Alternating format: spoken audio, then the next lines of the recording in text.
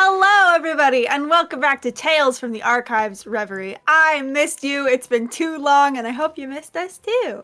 Let's get started the way we always do with some introductions. Hello, how are you? My name is James. I use she, they pronouns, and I am your archivist and dungeon master today.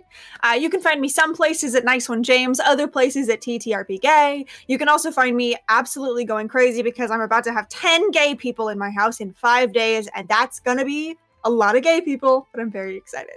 And let's meet some of those gay people, shall we? Hey, Mara. Hey, James. My name is Mara. You can find me on the internet at Lore Dropout or College of Lore Dropout.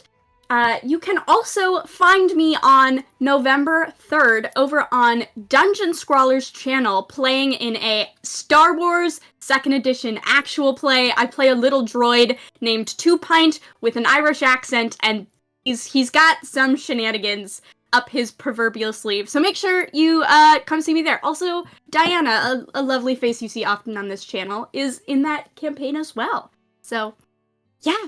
Mwah! I actually cannot wait to see the shenanigans up his proverbial sleeve. I'm gonna make all the gay people in your house watch it when it premieres. Honestly, I think that's fun, and I think that's cute, and I look forward to it. We'll pass it on to another gay person who's about to be in my house, Grace. Hi, I'm Grace. I love the name Two Pint so much, actually. It's a good name. It's so good.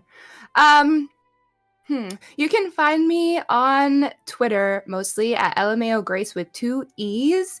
And you can find me at James' house very soon. And I will pack beforehand on time and not forget anything important.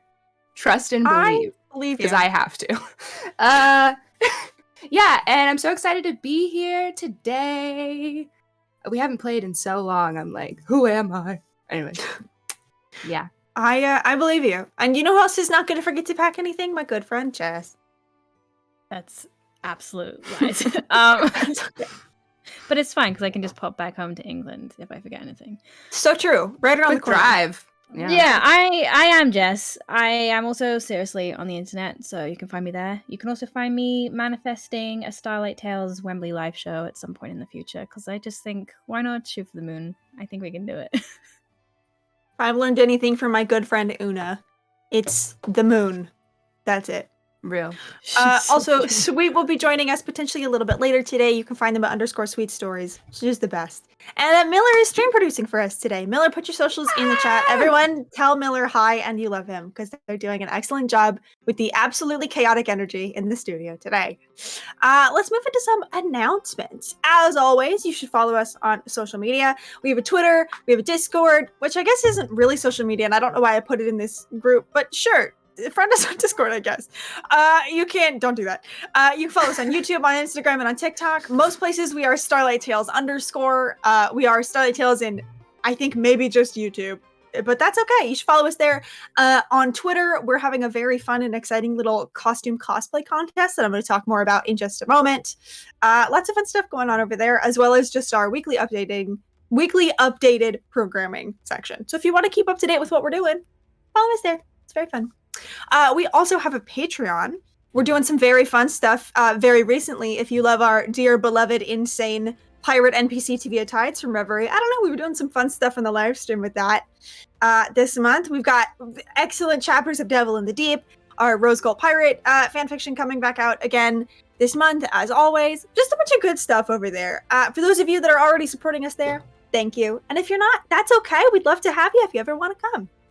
Also, if you're looking for some new dice, like this really beautiful guy that is actually from Die Hard Dice and rolls very well, we are Dice affiliates with the nice people at Die Hard Dice, so be sure to use Starlight 10 at checkout for 10% off your order and a little penny in our pocket so we can buy ourselves a little treat when everyone's in my house in a couple days.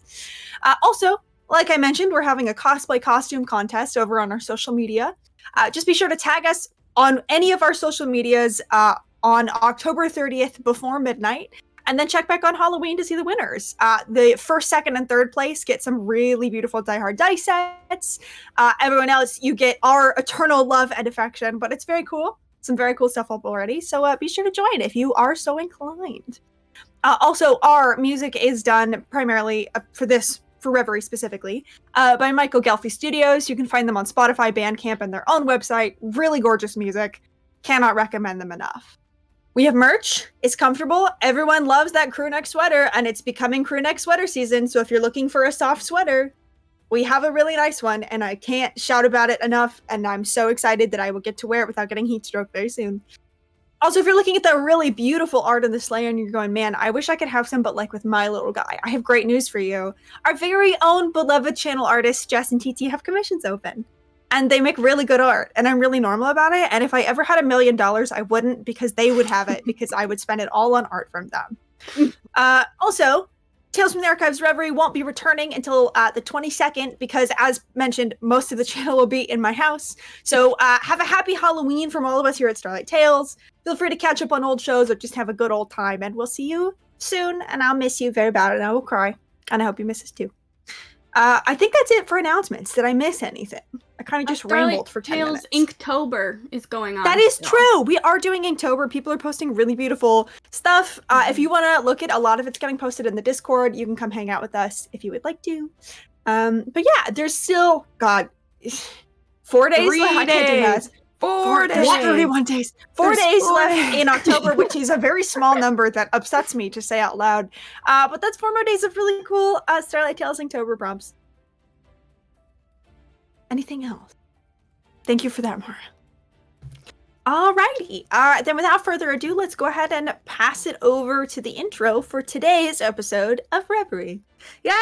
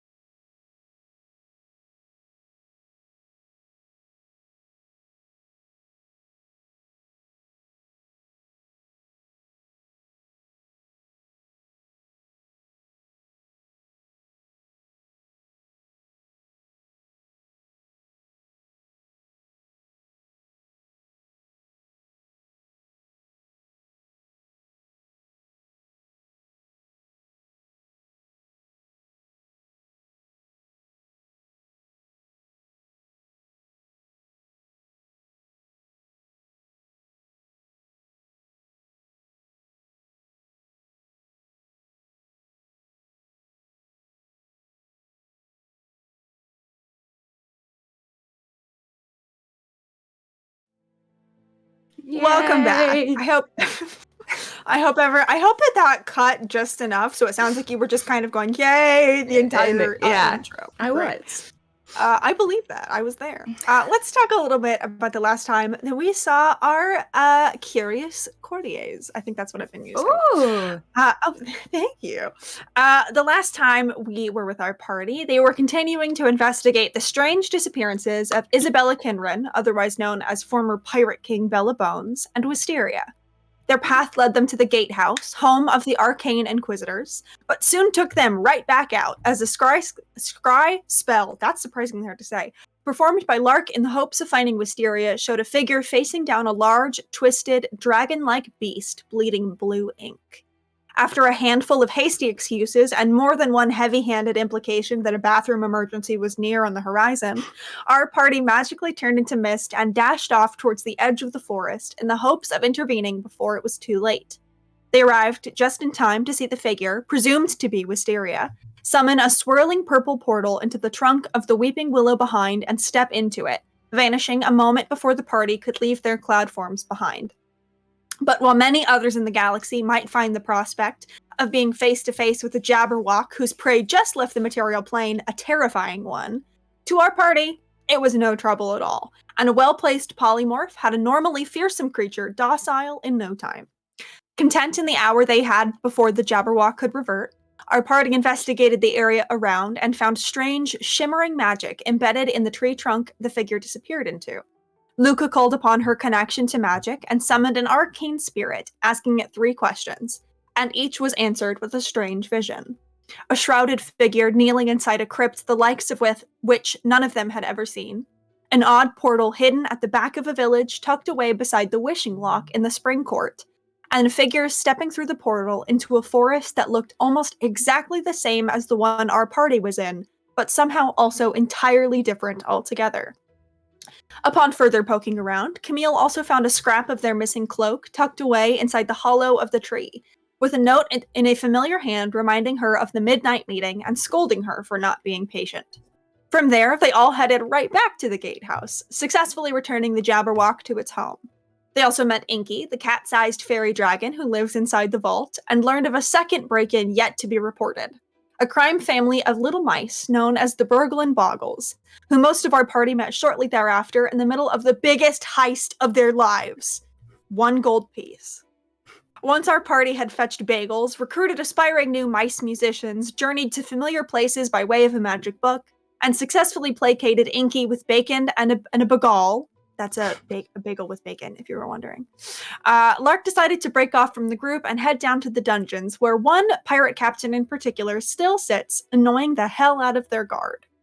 There, seated just outside the bars, with the Lieutenant Virion stepped away, Lark attempted to scry on Isabella Kinran, and soon thereafter found himself following a blue butterfly through the door into a different world. But we're not going to pick up there because it would be too fun to answer your questions off the bat. So instead, we're going to pick up with our good friends, Elise and Luca. As the group has sort of started to break off a little bit onto their own tasks, what are the two of you up to? I think Luca is a little bit upset about her interaction with her sister going the way that it did. And I think she's just like, I need to go get my earring. And then I need to go home. And then I'm going to take a shower. And then I'm going to go to bed. And I'm not coming back to work ever again. Like, is it something where you say it hyperbolically and I am just supposed to be like, oh yeah, see you tomorrow? Or are you serious this time? I'm not serious this time. I know I say it all the time, but I'm not serious. Yeah. Then I will see you tomorrow. I hope you have a good time with your list of activities. Take care. Where are you going? Are you going to... Is it your bedtime? I didn't mean that in a mean way. I just... It's like... Canada never stated it's like 5 p.m. Yeah. Oh. How old do you think I am? Like... Okay. Like a cool 200. Oh. Thank you. Okay. Okay. Are you not? How old are you? I've I never just turned asked. 500.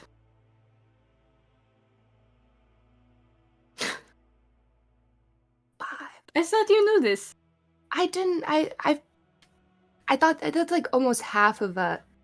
That is half of Yes. a. Okay. Yeah. Yes, it is. Yeah, long time. Long time. Oh.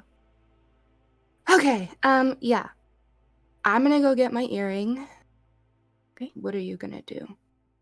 I'm probably going to go back, do some work at the office. But I don't know. I need to finish filing the reports of the town hall we had, so I'll probably do that. But I don't know why. Do you want to meet up later or something? I know you said Yeah, I'll you come were... meet you. Okay, there so and you're we not... can- Okay, great. I'm throwing the other plans away. I think I was just upset for like a second, but Sure. I got Well, it yes, you are welcome to come. I will be in my office, so just come and find me and take care. Perfect. Okay, I'll see you there. She's gonna storm off with her arms crossed to her Sure. office, to her desk. Yeah, absolutely. We'll stick with Luca for just a moment then. You are walking out of the gatehouse. Are you saying anything to your sister? Are you just leaving? No, she's not gonna say anything. If she sees her, she's gonna give her a dirty look. I think as you're walking out, you kind of see Georgie kind of like glances at you and goes to like give you a little like smile, and then sees the look and does like a double take, and just kind of like looks at you and clearly suppresses an eye roll and goes back to what she was doing. It's a very fond exasperation. And yeah, you can walk back to your office. I'm assuming you're getting Jewel back. Yeah, I'm getting bejeweled. Sure. You doing anything on the way? Or you're just gonna go pick her up. I think I'm just gonna go pick her up. Yeah. Fair. Yeah, absolutely. You can walk through. The castle is like fairly like there's some people kind of bustling around, but for the most part it's pretty calm. And here people are beginning to wind down for the day, head off for dinner, that kind of thing. And yeah, you can walk over to your desk, open it up. There's Jewel. The instant that you like reach out and grab her, the one that's still in your goes, "Oh my god, girl, I thought you were gonna leave me here," and I was really stressed about it because I was like, I'm too pretty to just kind of sit in a dark drawer all day. So I'm really glad that you like came back for me, and thank you for coming back for me, I guess. I think I did forget, and then I almost left you, but I You didn't. forgot me? I almost did. A lot's happened, Jewel. Wow. Well, like what? There was this big, giant dragon-looking thing, and then it Stop. turned into a rabbit, and then No way. we took it back. Yeah, and then we brought it, and there was another dragon, and Oh my god, But they we were put- 2 dragons? one was like smaller and a little weirder, and kind of was more like a cat. Okay. My sister was like its friend. I don't know, but Like your sister who like works with the dragons, or like the other one? no, the other one. No way. Yeah. You have like 2 sisters who are friends with dragons. You've really got to get on it with the dragons, girl, because I just kind of feel like you're breaking the pattern here in your family, and that's just really something you should reconsider. Okay. Also, I think that you would look so good with like a little dragon. I It's like a little friend, you know? Like how there's like those nobles who like keep the little like dogs in their fantasy bag of holding. You know, that I feel like you should do that, but with like a baby dragon. Put a baby dragon in a bag. Yeah. I mean, like leave its head out or whatever, but Yeah, that's a great idea. I definitely wouldn't get in trouble or thank anything. you. Yeah. Listen, you know, only because I'm like super perceptive is like the only reason that I'm asking. But are you good? I just feel like when you were walking, like I was like swinging on your ear a lot more, and that really only happens when you're kind of like peeved, you know. So I just wanted to like do a quick, cool little best friend check-in. I'm a little peeved, but it's fine because I'm gonna prove everyone wrong, and I'm gonna do such a good job helping. Is it because you don't have a Everyone. dragon? No, Jewel, it's not because I don't have Oh. a freaking dragon. Okay, well, don't take that. How am I supposed to know? I'm just an earring. You've been here the entire time. Well, yeah, but I wasn't like listening or whatever. Were you listening to anything else? Did you hear anything while you were here? I mean, it was just kind of like boring, like bureaucratic stuff. Like the one with the antlers like came back and then like got sent out on some kind of like job, but I wasn't really listening because it sounded like boring and bureaucratic. And the guy that you think shouldn't be king is still just kind of like vibing in his office. And did you just forget that you said that? And I just read the room there. And I don't know, he's just been like really quiet, but he seems like the kind who like wallows and like pouts a little bit. So I just think maybe I don't know. He is a wallower. Yeah, I can tell he's got frown lines. And like he's the king of the fae. He shouldn't have any lines. But I mean, like, you know, aging is beautiful or whatever, I guess. I'm just sitting here what would I know? But yeah, I don't and like the really like pretty lady with the really pretty dresses who like hangs around with him sometimes and is like the only time that he smiled, you know, that one with the like really pretty crown. Not as pretty as me, but whatever. Sure. She came by and they like talked a little bit about your friend, the really nervous one. And like she was really worried about them because of all the stuff that happened last night. And like he was like, he's fine. That's not what he said. Again, it was so boring. I wasn't listening. But Right. other than that, it was just sort of like normal stuff. I was hoping that like because he was king, he'd like order someone to like go to jail or like exile them or something, and but it was just boring stuff. So Okay. sorry. He's still in there, you said? What, the guy who shouldn't be king? Yeah. Yeah, I guess. I mean, unless he like jumped out the window. I guess he could. Okay, cool. Thanks. Yeah. I'm gonna knock on the door. Sure. Yeah, you knock on the door. I'm not even gonna roll for it. He's probably in there alone. You knock on the door and a moment passes and then you kind of hear a very like not unusually soft, but just kind of like a soft creak. Actually, he doesn't call out to you. The door just kind of opens on its own. Just a little bit. She's gonna open it up and walk in and shut it behind her. Yeah, you walk in, you see Ambrose seated at his desk, kind of like writing something. There's like some kind of scattered, and by scattered I mean like by Ambrose standards, which by any normal person standards is like very neatly organized on the desk. Paper is kind of around, and he seems to be writing something, and after a moment, he looks up at you. Luca? Your Majesty? Please, come in. Have a seat. I am in. Oh, okay. I can sit down. She'll go sit down. He will, when you get closer, kind of like put the quill down and kind of like very carefully fold his hands on top of the desk. What can I do for you, Lady Steward?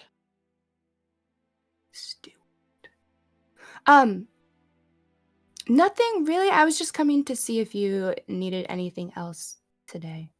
So. Are you retiring for the evening? Like quitting my job? No. I only say going that home. as a joke. Are you going home for the going day? home?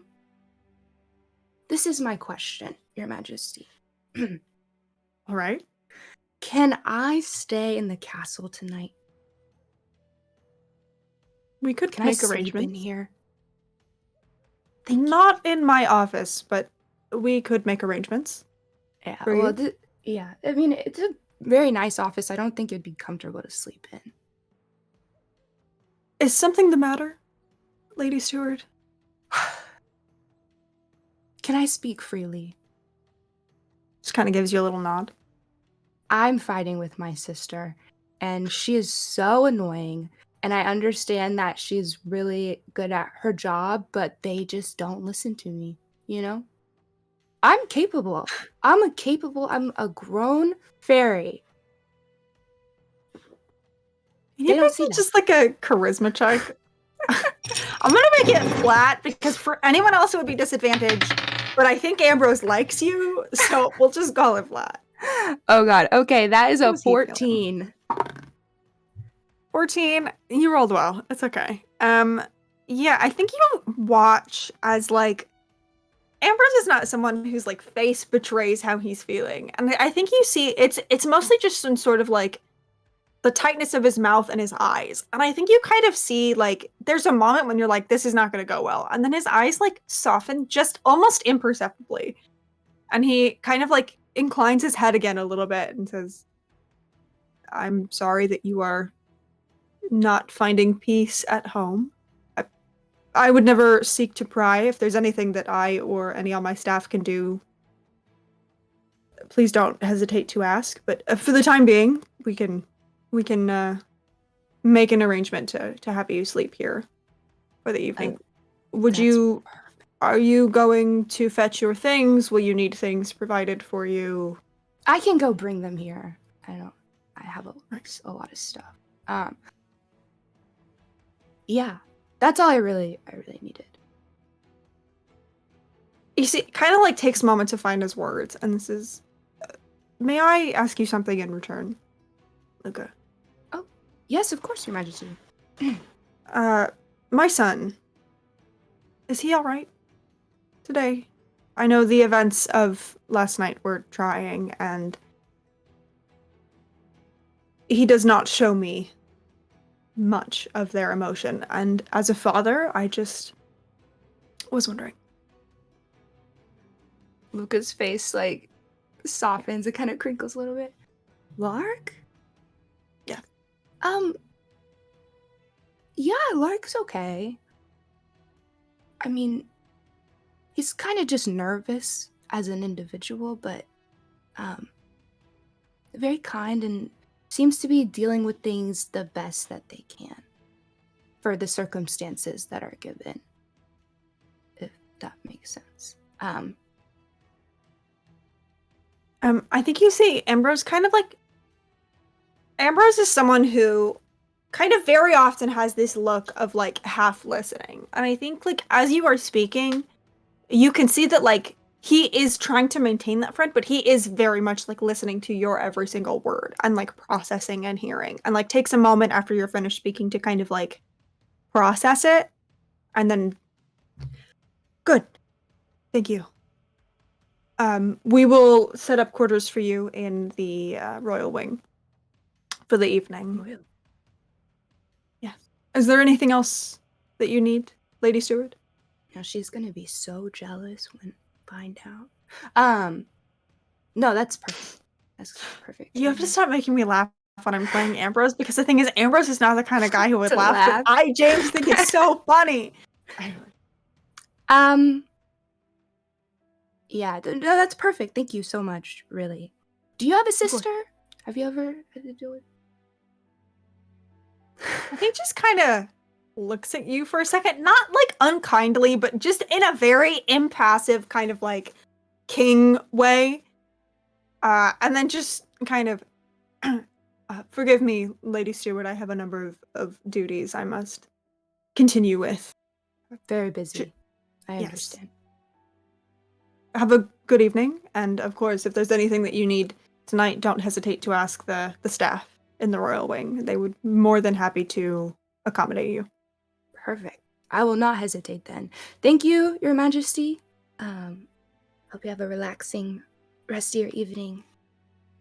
She'll get up. Have a and good walk night, out. Lady Steward. And yeah, you can absolutely step back out of the room. Are you heading home to get your things? Yeah. It's amazing. You can very easily do so. We have, just roll me a d20. Roll me a luck check. That is a 15.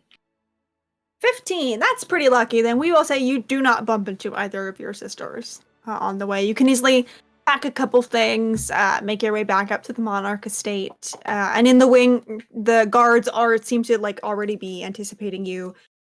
They will lead you to a very, very like nice set of rooms, not far off from where like specifically like Lark and Aelia and Laurel and Caspian stay. It's nice in here. You have a really beautiful view of the gardens.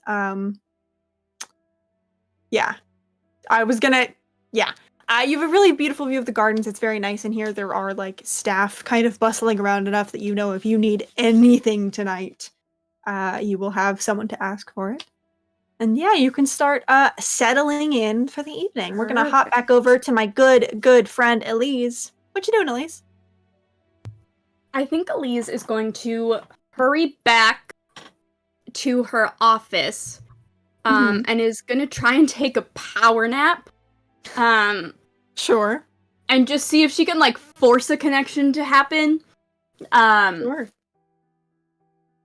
Yeah, that's her entire plan. Yeah, that's so fair. Tell me a little bit about what Elise is setting up for a nap. What does that look like? I think right when she gets home, she brews the biggest mug of chamomile tea possible. And then, like, gets out of, like, her tight bodice and is just kind of, like, in her little slip, takes the bun out of her hair,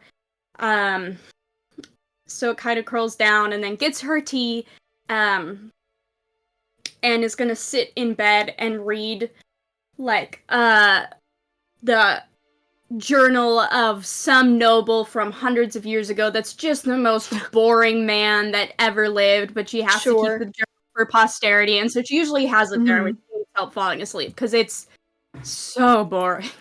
Yeah, absolutely. You're sitting all kind of curled up and you're reading this entry that really like intricately details all of the stock that the farmers that this like lord oversaw was able to harvest that day, and it was a really big harvest day. And so there's like you're reading about like probably like 30 entries on each individual carrot and the shape of it and the size of it and the soil that it grew in and what like it's too detailed. This man should not have been allowed to write words on parchment. And as you get to probably like the third entry on parsnips, you feel like that kind of like beginning of almost like a tugging at your mind, just like gently pulling you deeper and deeper into sleep. And as that sort of like last breath of wakefulness leaves your body and you suck in your first, it smells of lavender. And you hear kind of the faint sound of the fluttering of wings and the babbling of a brook. Do you open your eyes? I do. You open your eyes, you're in the same glade that you were before. There's less butterflies this time, but the blanket remains. The cup of tea still steaming somehow. Yeah. Hello? I only have a few minutes, so if you have anything to say, you better come say it now. Did you miss me already, Elise? Well, yes, sure. I did miss you. Mostly I have a lot of questions that I was not able to ask last time, namely about, like, what I am supposed to be doing spying on, and also I have some questions for you, about some of the, people who have, come to you, whether you called them or not, that I could ask you, if that is alright. You may ask your questions. I have one of my own, but you can start. You are a guest here, after all, and I am nothing if not a good host. Thank you, that is very kind. Of course. So... as you kind of sit here, you see like that same like owl kind of like hopping from branch to branch, but I think this time you don't really feel like the voice is coming from the owl. And I think instead, like as you sort of like sit on this blanket and amongst these pillows, every now and then in your peripheral vision, you almost seem to catch like movement in the tree line around you. And if you turn to look, there's nothing there. But just every couple minutes, you almost feel like you can feel more than see someone walking in the trees. Okay. I feel like Elise kind of like, conjures a little notebook that she starts flipping through, with some of her questions. Is Abella Bones, what do you know? If you know. I believe you're speaking of Isabella Kinran. Yes? Yes, it is the proper name. I have known them. Is there something in particular you would like to know? Where are they? She is here with me. Has been for some time now. Is she alright? It's difficult to explain the state in which those of us who are here with me exist. Time is concurrent instead of one after another. So, yes and no. But all things here are like that. Well, then let me rephrase my question. If she were to leave, would she be alright? It is impossible for her to leave. But I'm not certain. Truly. Impossible? Yes. As I briefly mentioned last time, those of us who are here are kept here by magic that is not my own. Right. Another question for you, and then perhaps we'll circle back. A young woman, most likely, came into the dreaming not that long ago, escaping a creature, a Jabberwock. I do not know if she came here, but would you tell me if she did? And can you tell me if she did? You can't see this person, obviously, but it's almost like when you can sort of hear a smile in the way that someone's words sound. That's sort of what her voice sounds like. Wisteria is far more adept at hopping from here to there, as much here as one can get without being locked away, and many are. It's sort of like if the dreaming is a house. Wisteria has gotten very good at climbing through a window into the entryway and then climbing back out when it suits. Well, she is young, and young people are known for their skills at escaping homes. Yes. Does she need help? With what? She is young and on her own, and well, she was being chased by a Jabberwock, so I was hoping that, or not, I was wondering if there was some ways that I could help her.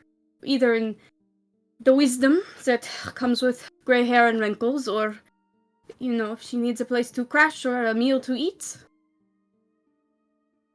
Wisteria is most devoted to the freeing of the dream, and the dreaming, and myself. And while, like all young creatures are, they can be impulsive at best, she is also loyal to nearly a fault, I'd say, and at the moment looks after something that is most important and dear to our cause. I suspect that she will not be spending much time in your plane until we are ready. I see. But Well, I will pass along your sentiments to her and make it known that should she require a friend, they might find one in you. would you also... Very quick question to you, my good friend Mara. Yes. Are you being honest in that offer? That I genuinely want to help? Yes. Absolutely. Okay. Cool. Elise sees a young person and is like, "You're mine now, sorry." That's so real, and I respect her for that. Okay, cool. Just checking. Would you, when you see her next, ask if she would like any message passed on to her mother? I can ask. I know Wisteria has been having me send her mother the occasional good dream for some time of their life before. I'm not certain that Wisteria feels as if she gives her mother hope that they will be able to do anything but run back to her side. But I will pass the message along. That's very kind of you to want, please. Well, I believe you said you had a question for me? I do. I don't think there's a way to dance around this, so I'll just ask it outright. Are you aware that your Crown Lord is peering into my realm currently? As in right this very minute? Yeah.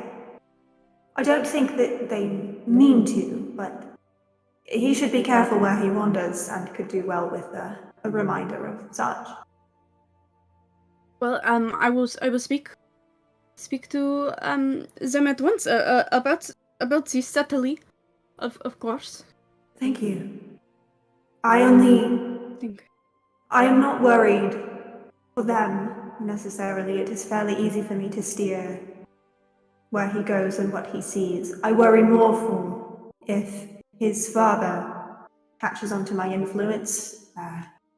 We will both, you and I and Wisteria and Isabella, we will never see the light of day again. So that is my concern. He is perfectly safe here at the time, but Right? Yes, no, I will keep an eye on the situation. Is there some way I can contact you that does not require me to fall asleep? In case of emergency or the bond that you and I share has grown stronger as you use the abilities and gifts I have given you and calling me more. It is difficult for me sometimes to make contact, but I can use that bond at the very least to reach out in moments where I need you, and I suspect the same would be true in reverse. You need only to think of me and to ask for my help, and I will come in whatever way that I can manage at this moment. Wonderful. Well, thank you for this. I will Of course. continue to gather information. Right now I just need to continue putting myself in positions to be included on the journey. So I should wake up and get back to that. Thank you for your labors, Elise. It means the world to all of us. Of course. Be safe. Yes? Thank you. And I think as Elise kind of like fades to waking up, Elise is just gonna say, I know you said it was impossible, for them to leave, but I don't believe them. I think anything is possible in a dream. I hope for the same. Soon. And with that sort of last, like, whisper of soon, and just the smell of lavender and cut grass, you are able to come back to consciousness exactly where you fell asleep. Will you just really quickly roll me a little Constitution saving throw? Yes. Just like a fun and sexy little one. Yes, she is an old woman, so how's does this have anything to do with a charm effect or condition? No, it does not. Okay, then that's a solid 9. Solid 9. That's okay. Sometimes failing is a good thing, and I live by that. You can benefit as if you had taken a long rest. Yay! Thank you. Yeah. Have fun. And I think because, you know, like my lights are already purple and the music's already on, I think maybe we'll take this opportunity to hop over to my good friend Lard. Just like for fun. How does that sound? Hi. I'll take that as a yes. Okay. So Lark, where we left off, you had just opened this door into this frozen expanse of wilderness, with a frozen lake not far off, and at the center, a small baby deer, a doe, kind of struggling to stay upright and to stand on this ice. You can feel the snow kind of crunching beneath your feet, even though you were wearing shoes. You know that. But you can feel the snow as you take each step. Not like painfully cold, but almost pleasantly cold. And you are in this forest. What would you like to do? Can I kind of walk closer to... Is it a deer, did you say? Mm-hmm. A little baby deer. Okay, yeah. I think Lark will kind of lower themselves to the ground a little and kind of like creep towards this fawn. Yeah. To startle it. As you kind of like get closer and lower yourself down, you see the fawn's head like whips towards you, and its legs kind of like give an extra wobble on this ice. And as its eyes meet yours, there's this moment where you like get just this spike of like dread and fear through your stomach, and you almost feel your own legs kind of wobble in response. And as you kind of like instinctually blink in the way that we all do when there's a moment where we feel like we might fall, you kind of blink and open your eyes again, and you are in the center of the ice. Okay. Am I still myself? If you'd like to, you can kind of look down in the reflection of the ice, and you see a fawn looking back. Sick. And you can feel like the ache in all of your muscles at struggling to kind of stay upright on this ice and to continue, at the very least, trying to move, even if it's not really working. I think Lark is beginning to panic because they're stuck between believing whether like some sort of scrying has gone wrong or whether they've just somehow fallen asleep and they feel like this is how dreams have been described to them.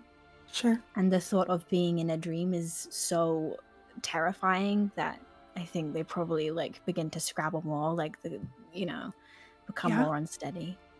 The more fear and panic you feel kind of washing into you, even though you aren't moving as much, you can hear the cracking of ice underneath, and which sparks more fear, which makes more of the ice crack and crack. And it is just really a few moments, a few breaths, or like pounding of beats of your heart in your ears, that you look down and you realize the ice is more shattered than it is solid. Can you do me a quick favor? Can you make me a Constitution saving throw, please? For sure. Was I making these at disadvantage because I failed something? Okay. No, you just don't have advantage because you failed. Oh, sick. Okay, well that's a 5. 6. A 6? The DC was 23, so that is... but you did such a good effort, and I love you for that. It's just, I had to call out the DC because the number difference is really funny. Yeah. With one final crack and one spike of white-hot fear, you begin to fall. You feel the water envelop all around you, this sort of like hazy blue. But it's not cold water that embraces you. It's not like the unforgiving, frigid cold. It's warm. And the water is calm. And as you sort of like instinctually float back up to the surface where there is no longer ice, and you gasp in a breath, you can feel it's the kiss of midday sunlight on your skin. It is a bright, beautiful day. And you hear kind of off to your right, not super far, but like a few feet, another like additional kind of sloshing of water and a gasp. And then a familiar laugh that banishes any cold left in your lungs. And what you hear is a very familiar voice say, "I can't believe you! Father is going to kill us if we track mud and water through the estate." I think immediately like Lark whips around and is like, "Rose?" This is Rose at like 16. With sopping wet red hair, full to the brim with all kinds of flowers. And you see they're like kind of like dragging and trudging their way up onto the kind of shore of this lake that you guys spend so much time in the summer at, and begin sort of like wringing out the fabric of her dress. And we'll look over their shoulder and go, "What, you gonna stay in there all day? I don't think you can hide in there for very long." I think Lark like is frozen like a deer in headlights for a couple moments more, and then just like starts like pounding through the rest of this like lake, like struggling to get out of it as fast as he can. It's been like so long since he's seen Rose, and let alone like seen Rose this like young and like carefree and happy, that he just like throws their arms around her, and I think like even though they're sopping wet, like holds her tightly to their chest and is like, "I don't care if this is a dream. I'm so happy to see you." I think Rose kind of like almost like staggers back a little bit from the impact of the hug and instantly will kind of like wrap her arms around. And you hear kind of like a soft laugh in your ear as Rose says, a dream? What are you talking about? Did you hit your head when you fell in? Do we need to go find someone to look at you? I think Lark pulls back and like squints at her, and I think is like trying to bring himself back, trying to find the divide between reality and locate the danger in this situation, is trying to like separate emotion from practicalities they spend pretty much their entire life doing. Sure. And I think starts like looking around. Can I make some kind of insight check, perception check, like yeah, anything you would like to? What's happening here? Sure. I would say, yeah, you let me know what check you want to make. Because I'm good with any of the ones you just listed. You can make Arcana. Pretty flexible. I'm gonna make an insight. I have the same modifier Sure. for both, but... Okay. I'm gonna use my balls dice. Sure. That's a 12, so a 22. A 22, I think kind of what you see is one, like you recognize this very, very much as a memory, like an exact memory. And I know that you just know that, but I just want to reiterate. And I think kind of what you see is like Rose looks exactly the same as they do in your memory. And like everything is perfect in a way that I think like memory often smooths over the rough edges of real life. And you know, the sun is super bright and her smile is so bright and big and their eyes are like glimmering in the sunlight. And I think what kind of strikes you in this moment is this is like genuinely like the memory pulled from your head exactly as you remember it with all the like idealized aspects of it. And I think because that's a very good role, what also strikes you is just this sort of moment of feeling observed. You can't really tell from where, but yeah. I think Lark kind of, especially feeling this like sense of being watched, kind of like holds Rose's face for a minute and then his hands drop and then they turn around and they look out upon the lake, just into the horizon. Sure. And kind of speaks to no one in particular, but says, I don't mean any harm. I'm just trying to help my people. If you would show yourself.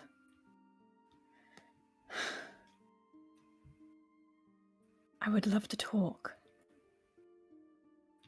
Why did you take the throne, Locke? Oh, don't do that! We could have just run off, seen the galaxy, and left everything behind. Or you could have stood up to him. Why did you take it? Did you realize after all this time pretending that you did want it? Or did you decide then and there that there wasn't a cost you wouldn't pay to avoid his displeasure? He turns around, like, tear-filled Rose eyes. is in winter. And you can see, like, tears in their eyes. All of the flowers are not just frozen, they're wilted. And she looks at you like a broken thing.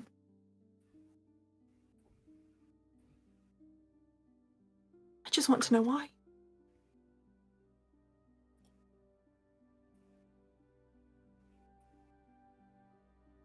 So do I. Then tell me.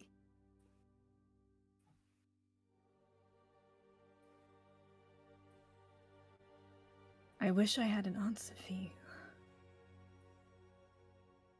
And I think you see Rose kind of like takes half a step back and looks at you with probably an expression that you have never seen on Rose's face directed towards you, which is like disgust. Something cold and bitter. And Rose kind of like, in this moment, you almost think that she might begin to like weep And instead their expression like freezes and becomes something like cold as ice. And their chin kind of lifts, and she very like clearly kind of like looks you up and down. And there is a moment where suddenly you can feel the weight of the crown on your head, which you didn't feel a moment ago. And as she speaks, she kind of like folds her hands behind her back and says, "Little prince, an all but name, with a crown like a shackle and a heart of despair. Is there anything you love enough to fight for? Will you be different than he? Tyrant sat on a throne of ash and bone, polished for so fine one could imagine it might be crystal. He's locked so many away for an imagined crime, and you... I dare say you will never be brave enough to forge a key. What do you want in my domain, little prince, and why exactly do you think you are entitled to it?" I feel like Locke like kind of takes a step back, and is so horror struck by like the words that have come out. I think Locke knows these aren't Rose's words, but the fact that they're coming out of like her mouth is just horrific. Sure.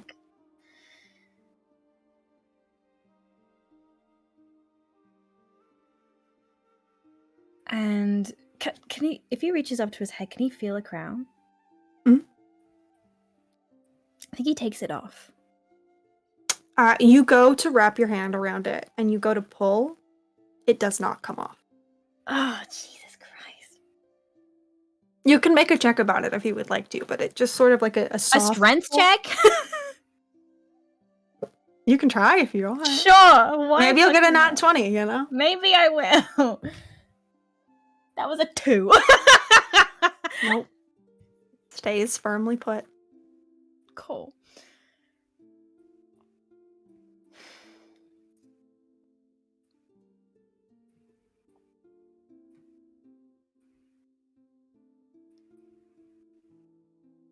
I think I do Locke believe looks- I left you with the ability to speak.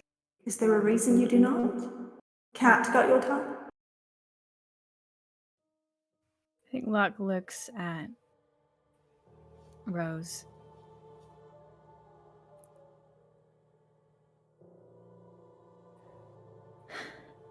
I am not my father. Is that right? Give me a chance to prove it. What exactly do you think that you can prove to me? How do you intend to prove it? I only have my actions.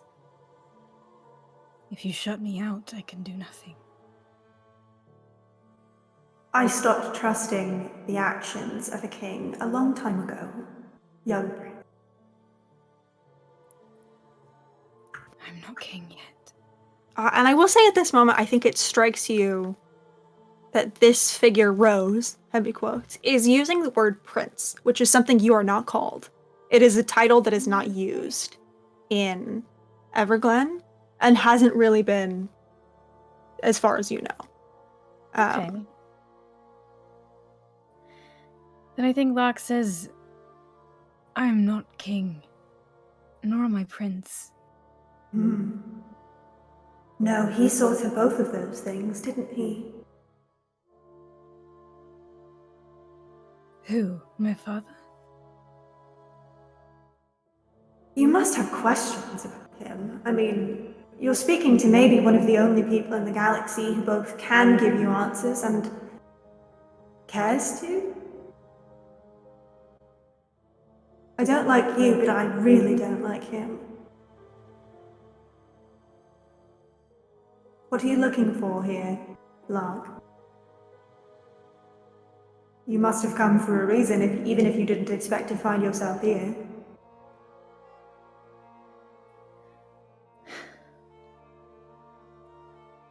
I was scrying on someone's friend. Ah, yes. I know the person you speak of. Are they all right? Why don't you ask your father how people like me are doing here? None of us are all right, Lark. We are in a cage, and we have been for hundreds of years.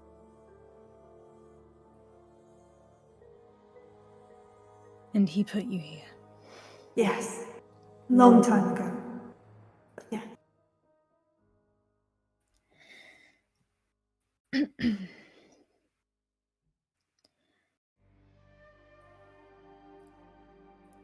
I'm sure if you knew how to undo his actions, you would have tried, but is there anything you can tell me that might help me do the same? And why should I trust that you will? You couldn't even stand up for your sister. You're going to stand up for me, someone you've never met before.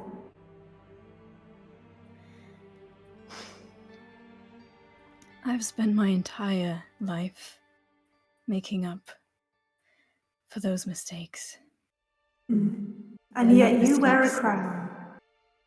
Must be very hard for you, little prince.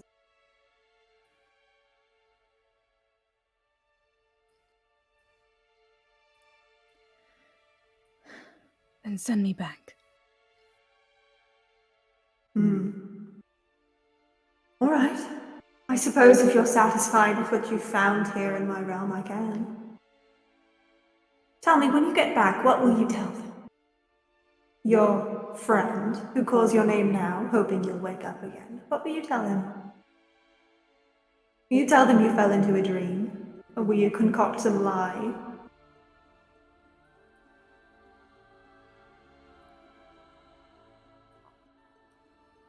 I guess you'll find out. Maybe. Maybe I will. By my own means. You know, you are not what I thought you'd be like.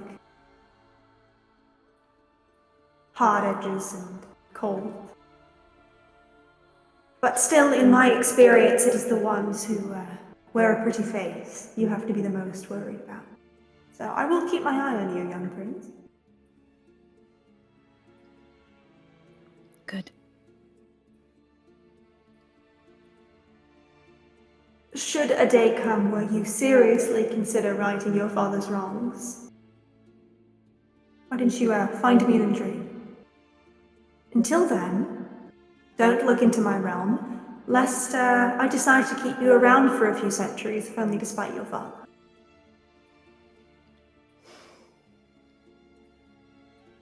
And I think kind of like off to your left in the shade of this tree that you and Rose always used to like just kind of spend your days under, you see kind of like breaking into the cracks of the tree and the bark a purple line that very slowly forms a door and in which a brass handle appears. And Not Rose kind of like folds their hands behind their back and just kind of gives it a nod. Very well. Off you go. I think Lark gives like a deep, not patronizing, but very genuine like bow. One that a prince shouldn't give. There's like, you bow only so deeply when you are of Lark's ranking, and they, as a sign of respect, go lower. Yeah, I think, are you looking at this person as you're doing this? Or are you like fully bowing your head? Yeah. Yeah, absolutely. You do this deep bow. You don't hear a movement or anything. It's just like very still. And when you kind of straighten again, I think, make me a perception check if you don't mind. 24. 24, that's a good roll. I think what you see in this moment is places in which the facade of Rose has begun to fall away. I think you see this white hair begins to kind of from the bottom creeping up, turn into this kind of like lavender color. And their eyes are still that same like really vibrant green, but the light reflecting in them is no longer sunlight. It almost looks like moonlight, but not quite. It's kind of hard. I don't think you've ever seen light like what is sort of being cast on Rose's face for a moment. And there are just kind of like spots where you see it almost like looks like the cracks in the ice, just slightly in the facade that is Rose on one side, and the lines are that same purple of the magic forming the door. And not Rose looks surprised, but like almost in a smug way, I think is the best way to kind of describe the expression on their face, as they very much kind of like look down her nose at you. You kind of, I think without an insight check, you get the feeling that this figure likes to see you bow. Sorry, the face Miller just made was very good. Yeah? Yeah, I think Lark is all too used to being looked at that way. Yeah. It's not usually quite this cold, but yeah. I think Lark wants to apologize, but kind of bite back whatever words they have left and just kind of turn and go for the door. Yeah, absolutely. You go kind of like put your hand on the door, and the metal is warm. Like when metal has been sitting out in the sun, not like hot, but just like kind of pleasantly warm. And do you open it and walk through? Yeah. Yeah, you open it. It's sort of like haze. Kind of, you can't really see what's on the other side. And as you kind of go and step through again, you are instantly both back in the dungeon, and also you kind of like come to in that way that when you're waking up, pieces kind of filter back to you one at a time. You feel like you are no longer sitting up. You are like half laying down. There is an arm behind your shoulders and another on your arm, and it is shaking you very hard. And as sort of like hearing returns to you, you hear Tivia's voice. As he goes, "Hey, wake up! Oh God, this is bad. This is bad. Hey, listen, please wake up. I don't really know what to do if you don't. So, your Highness, Lark." I think Lark wakes up kind of the way you wake up when you're kind of falling asleep and you have that like jump reaction of like falling. I think they like lurch up and their arm like flails out. Whoa! She kind of like has to duck his head back to not get hit. Still has kind of like an arm under you, kind of like cushioning your fall. You also feel the back of your head hurts a little bit. Oh shit. Not enough to like have taken a point of damage, but like you get the sense maybe just shy of that amount. Am I still on the if I'm being held, where am I? You're in the dungeons. Am I inside kinda- the fucking... No. Oh, okay. You kind of tilt your head over, and the door to the cell Tavia was in is open. Oh no! Let me roll to see if Locke is even like Sure. registering this. Yeah. That's 12. 12, I think kind of your brain is sticking on like, why is Tavia holding me? I don't know that like you've gotten past that to how is Tavia out of their cell? Sure. I think with that, then Locke just kind of flails and like scrambles to their feet and like turns around, does not like look at them, and is like wiping their face. Yeah, absolutely. You kind of hear like the sound of like shifting fabric as you get the sense that like Tavia is standing up, and then you just kind of hey, are you okay? You kind of like collapsed, and it sorry, I didn't mean to like grab you. I just, you hit your head really fucking hard. So I think Locke kind of takes at least a minute or so to try and they do a pretty good job, I think, of putting this facade back on, this like kind of professionalism like mask. But I think like Tavia can like see like the hands moving in like this like very soft like sniffle. And I think when they finally turn around, like their face is very impassive, very controlled, but their eyes are kind of like bloodshot. Hey. Looks at the cell. What are you doing? Oh, I mean, you hit your head and you were like bleeding a little bit, and I just kind of wanted to make sure you didn't like die in the cell. out of the cell, but like in front of me. How did you whips head like over to the door where like the guard has like disappeared, and it's like Sure. Still closed. just okay. Just walks towards Tavia, starts pushing their like chest, and is like, just hold on. Whoa, okay. Kind of like, I think takes like the first like 2 steps back, and then as you keep pushing, like stops. And kind of like makes themselves a little more solid and like pushes back. Not like pushes back, but like resists a little bit. Goes, hey, what? You need Hello? you need to go. You can't be out here. I mean, it doesn't. Why, are you worried about me? No, I'm worried about hit your you. head. You, the future gang, just hit your head so hard doing magic.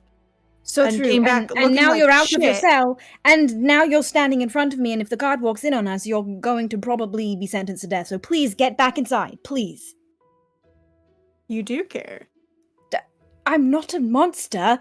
And I think this like comes out a little bit like sharper than like they intend because of the kind of like conversation they've just had.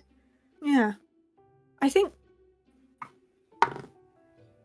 Tavia like kind of hears the edge in your voice and kind of like you see a moment of indecision and they finally just kind of like sigh a little bit and like very clearly just suppress an eye roll. Like his gaze kind of goes up a little bit but doesn't like, and then we'll just all right, okay, I'm going. Kind of like looks down at your hands on their chest and looks back up at you and then jumps hands back.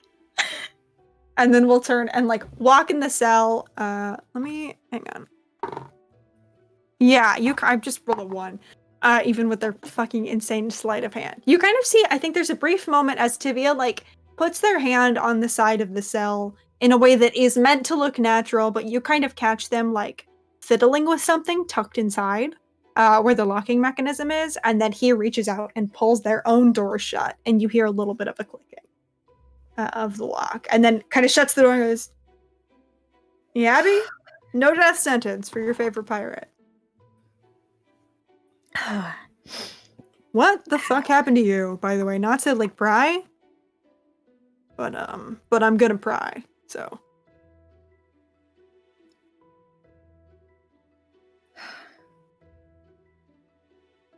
I didn't see your friend. oh, okay. It's kind of used to not having answers on that front, so. I think like throws another glance kind of like out towards the door. Look, I will tell you everything, but not here. I don't. Well, I have bad news for you. You keep pushing me into the cell and making me lock the door. Can't really tell me anything other than here, so. Which is a shame, because I'm a really good listener. So, going like a really nice long walk. I don't know, what do normal people do? Get coffee? You genuinely have to give the other person a chance to talk in order to be a good listener. Uh-huh.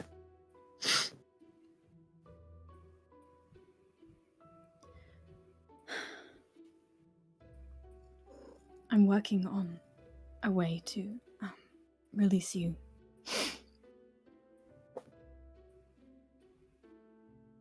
So, am I allowed to talk yet? No, I wasn't.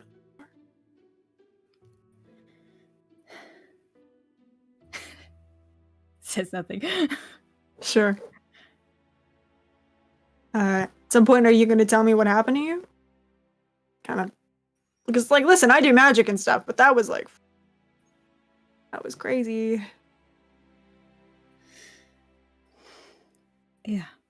You don't have to, if you don't want to. I had an interesting conversation. Yeah?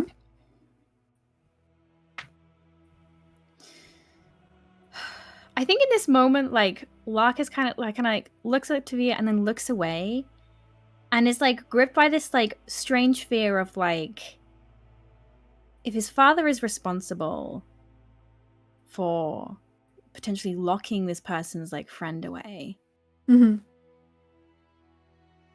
is this person going to lose all trust in them and just see Lark as just an extension of his father again? Mm.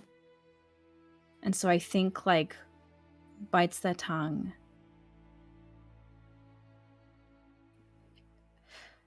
You deserve an explanation. I will give you one, just not now. Okay. Later. Take your time. I'm not going anywhere. So, unless Varian decides to just kind of like, but I think Lark looks at like the lock and in like almost like a significant way of like, I saw exactly what you just did, and is like, forgive me if I don't quite believe you. What? Just, I know it's Clever asking and pretty. Good to know. I know it's asking a lot to trust someone you don't know, but just trust me that I am working on it. Don't put yourself in more trouble trying to escape. That is a safety plan. Wouldn't have used it if you hadn't, I don't know, conked out, hit your head. Your delicate little crowned head. I don't know what, like, crowned lords are made out of. So. I'm fine. You look it. Look, I'm not good at a lot of things. I'm not bad at reading people. If you need me here, I'm here. I might get bored and annoy the shit out of Virion, but I don't know. You're not the worst person I've ever met, and you're nice to look at. So I'm here. Really? Like, absolute pure confusion. It just twists their features. The mask completely drops, and it's almost like what the fuck is wrong with you look? Just, like, crosses their face for a split second before they kind of, like, look down and try to pull it together again. And then look up. Right. Well.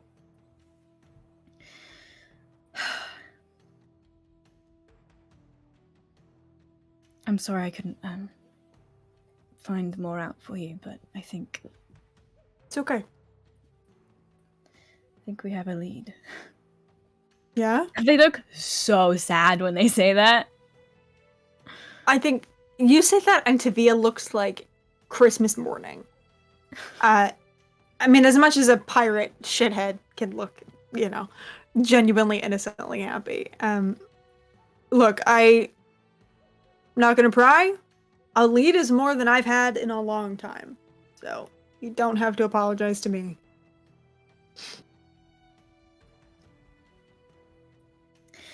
Very well. I'll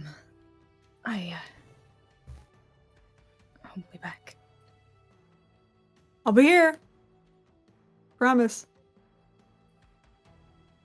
Excellent. I kind of turns towards the door and like twists the handle, and then like looks like they're gonna say something, and then like probably catches sight of like the smug look on their face or something, and it's like nope, and just pushes through the door and walks out. Yeah, absolutely. You can walk out. Where are you headed? Oh, God. I don't think Lark knows. I think Lark is just gonna, like, in a daze, wander, like, probably, like, leave the dungeons fully. Sure. I don't even think, like, has the presence of mind to kind of, like, let Virion know that they've left. Sure. You kind of, on the way out of the dungeon, you pass Virion heading back. It kind of just gives you, like, a little nod. Yeah, I don't think Lark says anything, which is unusual for Lark. Yeah, and probably just kind of walks back into the castle and starts kind of, like, I don't think they know what direction they're heading. They're just, like, kind of in a daze. Sure. I think as you're kind of walking, maybe you bump into Luca with an arm full of her things. Walking back in. Yeah, like, crashes into you and like, oh, sorry. Are you okay? You don't look like you're seeing anything. I could have moved out of the way, but I didn't because I was wondering if you would walk right into me, and you did. So My apologies. it's okay. What? Are you moving? No, your father said I could stay here because I'm fighting with my sister, so.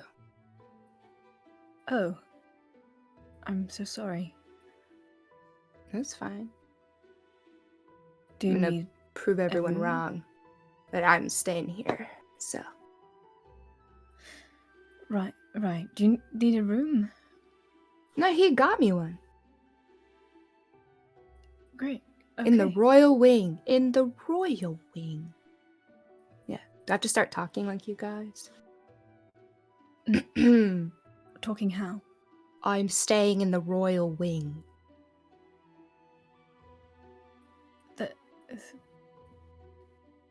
I don't know what to say to that.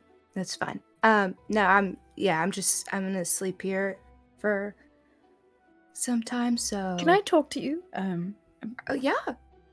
Are you about to cry? Yeah, come into my room. Come this way. Come on. She's gonna pull your arm and kind of like just drag allows you in. themselves to be dragged, yeah. Yeah.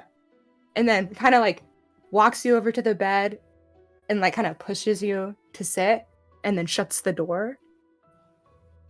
What happened? Are you okay? You look like you've been crying. Or is that blood on your hand? Did you just...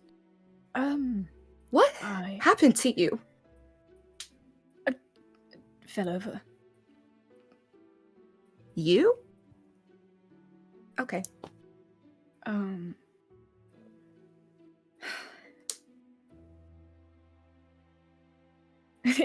I make some kind of perception check in this room? Has Ambrose given Lucra a room and then bugged it? Like, Sure, make a perception check. come on, dude. 21? 21. I mean, you don't like see a scrying eye. You don't like feel anything. I think if anything, what you probably notice is that the room you're in was Rose's childhood room. What is wrong with you? There aren't a lot of empty rooms in the royal wing, okay? Actually, leave. How can you do that? Sorry. God. Yeah, I think Locke looks around the room, realizes what room they're in, and then like stares down at their lap, like eyes boring like into their knees, trying not to cry. Okay. Okay. She's gonna come and sit next to you and kind of move her head to be under. Lark? Oh.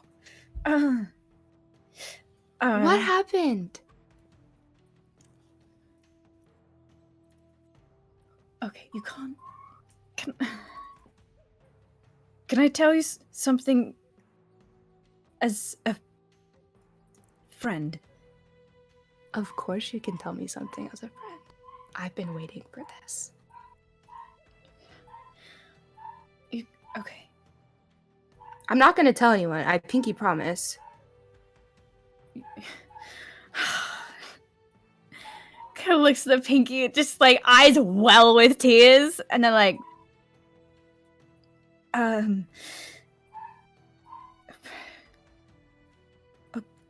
you can't tell my father. I won't. No offense about your father. They're not the warmest person, and I don't go running to tell him everything. So I would never think of it. That's not what friends do. So Okay, so I went to the dungeons just now. by yourself? Sure, I just you know, I scryed earlier on Wisteria and that seemed to work, so I thought I would try it again, and it worked, but not how I expected. But I learned that I think whatever whatever has happened to these people that are missing, I think Ambrose is responsible. The king is responsible for the dreaming and the leaving. I mean, I don't. How did you even come to that conclusion? It doesn't. Did someone tell you while you were? Yes, Oh, I don't know who they were. If it was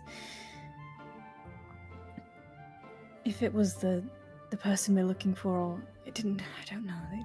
It looked like my sister, but it wasn't. it looked like your sister. Yeah. Whoa. Okay. Why would your father do that?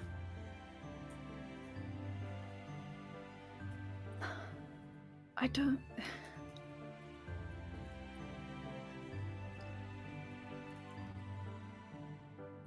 Luca, he's not a very good father, but he's not a bad king. Okay, we can agree to disagree, I guess. In your ear, Jewel goes, "Yeah, tell him, girl."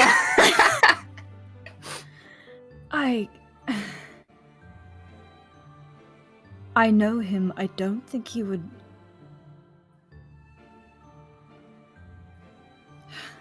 You don't Do this think? on purpose. I don't know. There must be a mistake or a misunderstanding. Okay, could you just go ask him?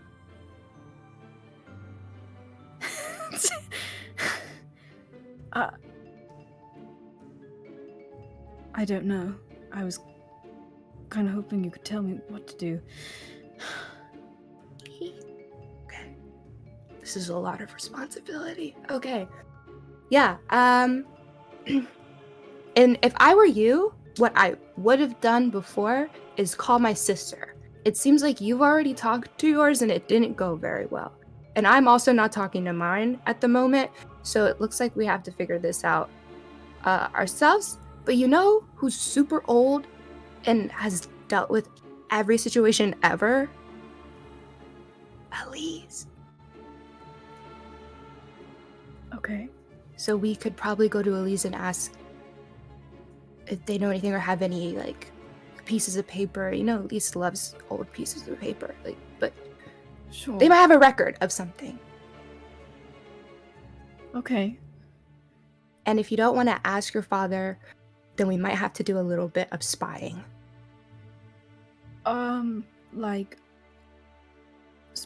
Can I tell you something? She's gonna take out one of her earrings. You hear what? You see, I wear these every day. That's beautiful. Thank you. Her name is Jewel. And Huh? yeah. Do you want to put it in? Does Lark have a pierced ear? No. Okay, well, Parent trap ear piercing montage. God. I think Locke looks at this and then, like, kind of like a little bit of a glimmer of realization, and they clap their hands over yours and the earring and goes, Luca, is that wait, Hey. can I hear that? Sure. I don't know if that's how I wrote it, but I think it's funny. So yeah. it works. Luca, I said this can't, you can't tell anyone. She's an extension of I myself. mean, nice to essentially. meet you, I guess. Yeah, don't worry about me. Jewel, You have a sentient earring. I've always had her, like, for a long time, and I don't know. I'm trying to be helpful, Lark. Jewel doesn't snitch. Lark. Jewel won't tell anyone. Because Jewel's attached to me all the time. Jewel, Literally or and Jewel? figuratively. Literally. and okay. figuratively. Yeah. Okay. Oh, this is sorry. Lots happened in the Don't last hour. apologize. Don't apologize at all. I'm saying that for an idea, we could What idea? to get You want more me to wear an information. earring? No, you don't have to wear it. I'm just saying that Jewel You don't have to is say it very like that. capable. I'm very flattering. You are. Thank you. My apologies. Thank you. My idea was to find out more information. We could place Jewel. I also, you're not gonna like this idea. Okay.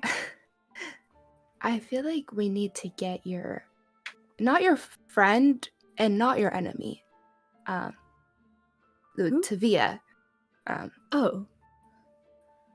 out because they seemed helpful. No, I Or know. Camille's working on knowledgeable. it. Camille, right. I know. I just feel like you should just go down there and open the door and could just They're quite capable of doing that themselves, actually. what? Nothing. What I'm trying to go about it in a way that doesn't get myself or themselves in trouble. Boo! That's Jewel? boring. Shh. Sorry. I just you brought me out to be part of the conversation, and I'm just really not feeling welcome in the conversation. It's okay. I'm gonna put you back in, and Okay. when Lark's feeling better, I'll take you back out. Okay? Okay, bye. Nice to meet you. You have a sentient earring who communicates with you, listens, Eavesdrop. You know. like an earpiece. Yes. Yeah. Okay. You probably should have declared that. Lark. It's a large security risk. This You work is- with the royals. It's a classified information. But She's gonna grab your shoulders. Lark. yes, We need to focus on the problem. Jewel's not a problem. She's my problem, but no one else is really. So just in risk assessment kind of language. It's a risk potential- assessment, big word. I don't know what you're saying. Okay. 2 words. We just need to focus on a solution. Are you still crying? She's gonna use her sleeve to wipe your eyes. No, I just there's dust in my eye. This room is a little bit dusty, huh? It's cute though.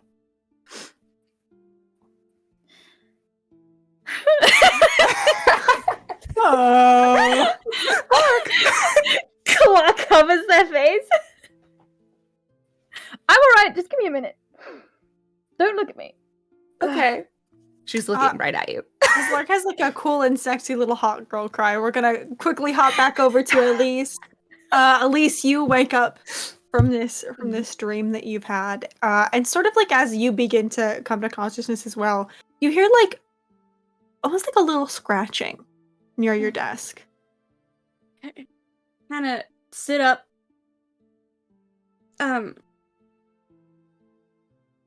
Is that hello? You turn over and you see. I think we all forgot that he was here, but a very particular teeny tiny little Berglund boggle that you took with you is sort of sat on your desk next to you imagine it's a little crumb of some kind of pastry that you'd be eating at some point, and he's just kind of ripping little pieces off of the desk, and that's what the scratching is, and just sitting there. And you say that, and hi.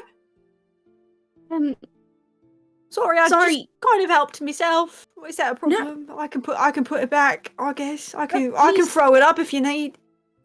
I didn't mean to be rude. It just you were kind of talking in your sleep, and I got really hungry, and I had to kind of crawl out your pocket, and it took a lot of energy. So No, please, help yourself to whatever. I am sorry. Okay. The day just wiped me out. How are you, Herb? I get it. What? How are you, Herb? I'm okay. Good. Why don't we get your quarters set up and that. Okay, quarters are a little big for me. You got any pennies? Oh, it's That it's doesn't fancy make that joke doesn't make sense because of copper and gold, but I thought it was funny, so I'm keeping It's a it. good bit. It's a good Thank you bit. very much. Thank you. Is that a fancy term for a room? Also, we'll get you a little room. I'll get a to whole stay in. room. Your size, yes. Okay. Right. Yeah. All right, and I think we'll go over to like her bookcase and like take a few books out to make a little room, and then Yeah. we'll go and like take a folder and like put it like this so that this flap can kind of go up for Herb to get in and out. Mhm. I don't have any small furniture on me, but that is something I can acquire if you need it. You see, And, Herb kind of like walks in and looks around, and his eyes are like huge and like sparkling with joy and almost like a little bit of emotion. He goes, "Wow, this is the nicest place I've ever seen in my whole life." Do you have like a? Do you have like a tissue or something, or like a little handkerchief I can just kind of tuck up under that? Yes, I have several handkerchiefs can go over and pull one. And I don't. This is no worries. If not, do you know how to write? I mean, I can. It just if you want it to be legible for you, it's gonna take me a long time. Sure. Yes. Well. How about I'm an you... accountant after all, so I have to be able Right. to write. That is correct. Yes. Well. How about this? You write me a list and write it your size, and I will get a magnifying glass. But just write whatever you need for your room down, and any groceries as well, and I will make sure that we get that Okay. for you right away. You're very nice. Thank you for your help. Thank you for agreeing to help me out. Yeah? Yes. You didn't hear what I was saying in my sleep, did you? Call it curiosity. I mean, not really, but because I was kind of in your pocket at first, and then I kind of Yes. heard something like I don't know. I was really gonna try and pull it. It was just kind of gibberish, to be honest. But it smelled like the flowers in here for a little while. Yes. That was nice. Do you always do that when you sleep? It's The exude flower smell. It's potpourri. I can get you some small potpourri if you would like. I would like that, yeah. Alright, so small dish of potpourri. Alright. The tiniest potpourri in the world. Like one little shred. Yeah. Right, so yes, you work on making your list for whatever you want. Yes, I will also see about getting you a better door so you do not have to open the flap all of the time, and you could also leave the door open. Maybe I can have a little, like, house built for you that we could just sit here. I don't want to be any trouble or anything. I'm just here No, to it is... be a musician, so... Yes, no, it is quite fine. Oh, what do you play again? What instruments? Oh, I play the piano. Alright, small piano as well, then. Or a regular sized one is fine. I'm really good at kind of teleporting between the keys, so... Oh, yes. Okay, well, I don't think there's room in here for a full piano. But... I will be... maybe I could get a keyboard? Okay. I don't know what that is, but it sounds like you're putting it in the same sort of family as a piano, so I'll take your word for it. It's a piano that works through magic. Wow. Like there's no strings. It's wild. Alright. Okay. I'm gonna go turn in. Do you have like a cup, cup and saucer? We just kind of yes. curl up in there. Yes, kind of go over and Paul, I'm sure, has some extra mugs in here, so we'll go grab a clean one and put it down and... Right, oh, and we'll rip a piece of paper off and, like, snap the end of a pencil off so it's only, like, this big. So here's that for your list, and anything else you need, and, take care, sleep well. I may be back in here, but I will try to, not make any noise to disturb you, so then I will see you in the morning, and I will bring, breakfast. Oh, thank you. No worries at all. I'm good here. I'll just be making my list, so. Alright. Thank you. Yes. It's the nicest thing anyone's ever done for me, so I really appreciate it. Well, it's no trouble. Right. I am off. You see her kind of like gives you like a half wave and like drags the handkerchief into like the cup and like sort of it's big enough that he can kind of like fold it over again like a bottom sheet and a top sheet, and he'll grab his little pencil and his piece of paper and the little bit of croissant he was eating, and he'll just kind of like curl himself up in there and get his little piece of paper, start writing his little list with his blanket up to his chin. It's the happiest man you've ever seen in your whole life. Please take DM inspiration, by the way, for building that house out of books in a folder, because that was so cute I almost cried. Cute. Yeah. And as you head out, where are you off to? Luca said that she was gonna come by, so I think Elise is gonna like first accidentally like hit the call button on Luca, so it rings once and then like scrambles and hangs up, and then just text like, "Dear Luca, where would you like to meet? I am done with work for the day. Best, Elise Malahide," and like sends off the text. Yeah. And I think as that text is sent, we're going to go ahead and take our break. Don't change that Twitch channel. We'll be back in just a few minutes for more tomfoolery and GM crime. Get a snack and we'll see you soon. Bye.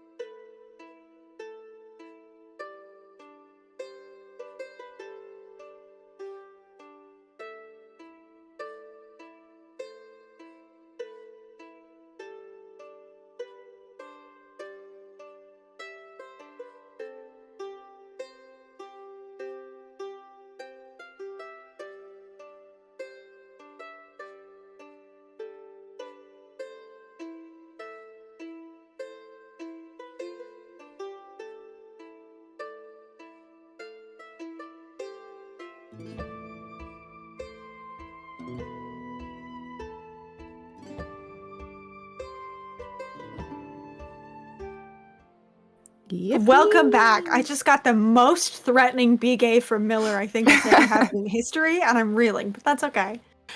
We're gonna pick up a little bit differently from where we left off. We're gonna pick up with my good friend Camille. Hey Camille! Everybody kind of split off, went their own way, did their own crimes and their own things. Where do you think Camille went? Yeah, I think she went back to their room. And I think Camille laid flat on her bed because in Camille's mind, this is the craziest date I think she's ever had in her life. So I think she lays down for like 30 minutes for a little bit just to figure out what she's trying to do. Sure. It feels, how do I say that? Just like those like Sherlock shows or like Psych where they just like see things like in their mind of like just mapping out their day of what the fuck they're going to do. And then finally she like sits up straight on like the edge of her bed and is like, all right, fine. She gets up and goes to her little desk and like puts out all her little journals and starts mapping out like what she's going to do for Tivia's ring. And I know you said it was going to take her 3 hours. Yeah. So I'll have her go ahead and try and work on the rings for Tivia and Lark. Absolutely. You can start tinkering away on those. I think you get like an hour in, and then you kind of like hear the sound of the front door to like your family's little area kind of open and close. And then you hear some footsteps. And a moment later, I think is your door locked? Yeah, I think it was locked. When she does hear like footsteps though, and like someone walking through her house, I think she like springs up and like runs to the door to like kind of hear to see if like you can like recognize like people's footsteps in the house that she's walking. Yeah, I think that's what she's trying to do. I think without even a check, because it's your family you live here, you recognize Gina's footsteps. Oh, okay. Yeah, I think once they get close to the door, she like immediately opens it up. You open the door and I think Gina like jumps and goes, "Oh my god!"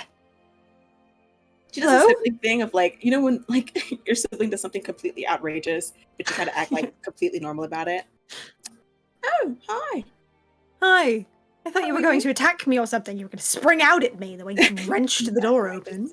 I heard you were walking this way, so I was trying to see. You nosy? Me nosy, never. No. Mm-mm. Well, I was just in the neighborhood, and I thought I would stop by to find out what very, like, comically looks around Gavin Gamby has to say. Oh. I just thought maybe I could, like, find out. Okay. Kind of, like, rushes in a little bit, very much enjoying the secrecy of all of this. I want to be on top of the courtly gossip, Thought maybe you could let me in. Well, no, I am, but, like, what are you going to post next? Such the her signs, by the way, humiliated. They're good. Awful. Just an awful family. Terrible people. No. They're very interesting to talk about. But that's not it. I just, my last post was about something called the dreaming. Right. Okay. And that has gone cold. She's like, I think she's lying. But I don't know if you want me to roll for that. Make me a little deception check.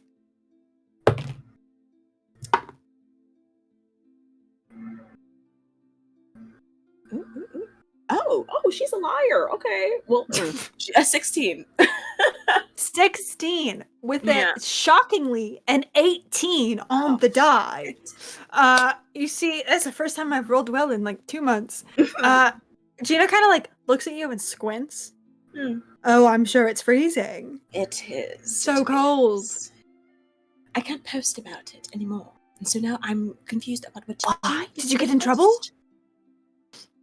Kind of. Locke keeps talking about things being illegal with me, doing what I do in life. So I just don't know if I can post what I want. Are they going to throw you in jail? Don't say that. Oh my god, could they do that?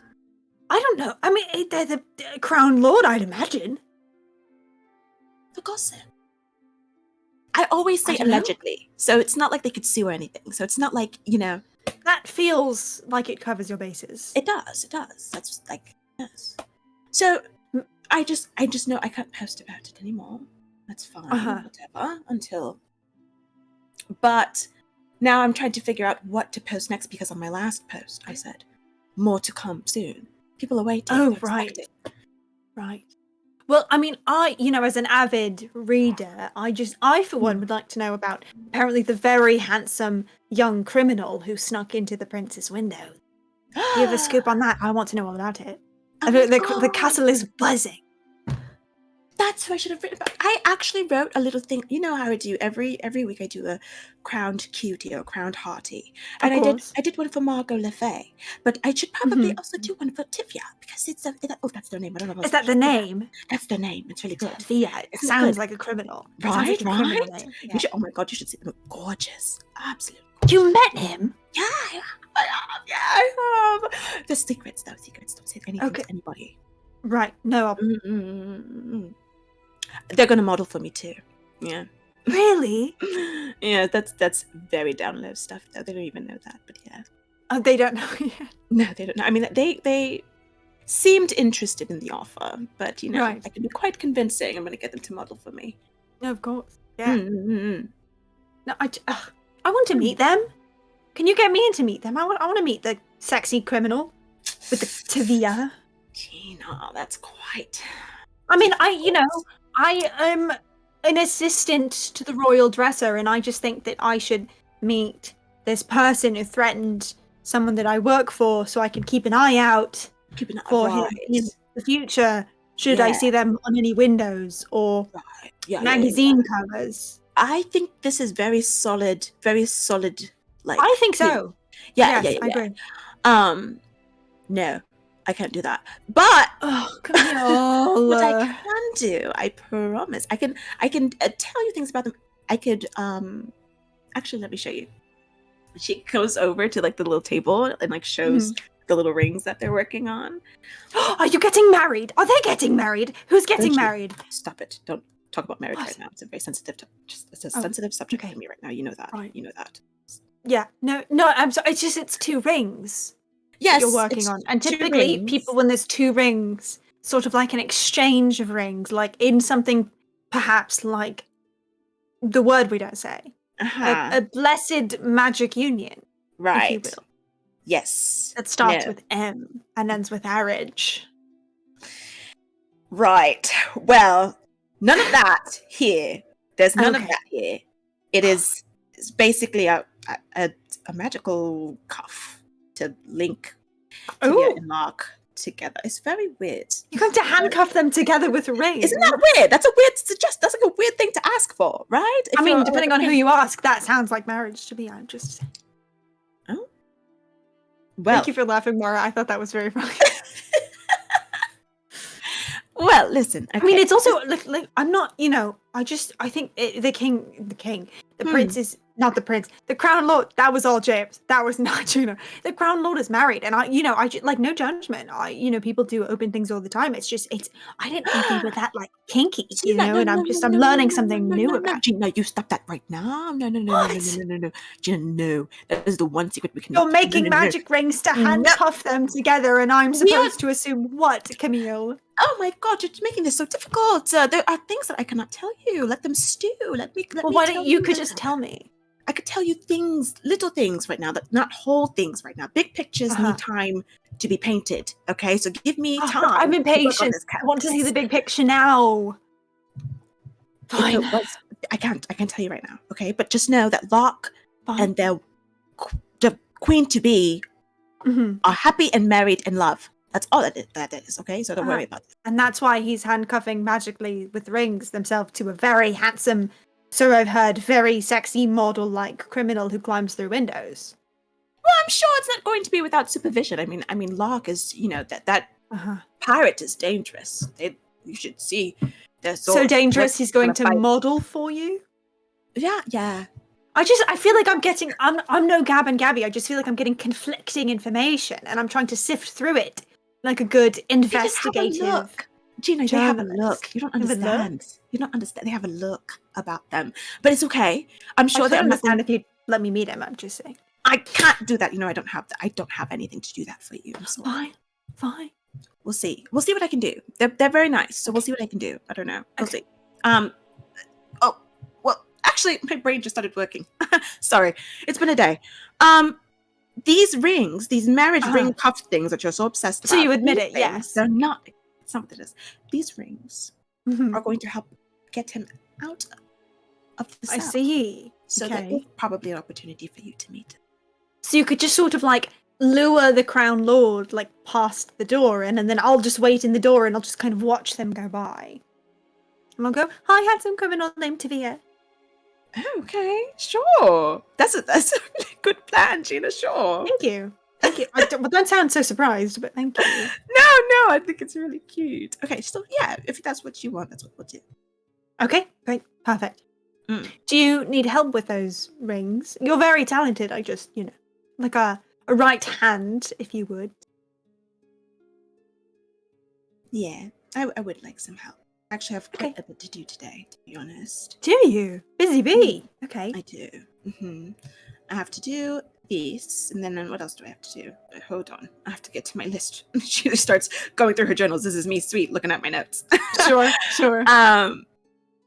Yeah, I think she just kind of shows her list, and it's like wanting to work, using her, I think her class feature it is of branded tombs, to try to get more spells down. Sure. That she didn't get to work on earlier in the day, since she had. Oh shit! Hello. My mic changed. Hello. Oh no. Is that better? Oh, talk more. Hello. Yeah, you're good. All right. Yeah. And then we did take Tivia's sword. I know, like, Luca had it for a little bit. I totally forgot Luca's wearing. Hey, quick question, Luca. Did you wear Tivia's coat in to meet the king? I did. I forgot. I just was curious. Okay. I'm just gonna put that in my pocket. That's deeply funny. Yeah, you have their coat and I believe one of their swords. Yeah, Luca was holding it for a while. Do you think that eventually she would have given it back to Camille? Because it's up to her. No, she took it and ate it. She took it. Oh, okay. Well, and ate it? well. Delicious. Yeah. No, you can have it. Okay. I think she would let Luca have it for the hours that they were out there, but then like I'm gonna return this back to Tivia and them. And just wanted to look at the sword just to be sure, like it's just like the Inquisitor like magic stuff that's on it. Not that if there's anything else magical about it that's different or not. Yeah, make an Arcana check with advantage. Okay.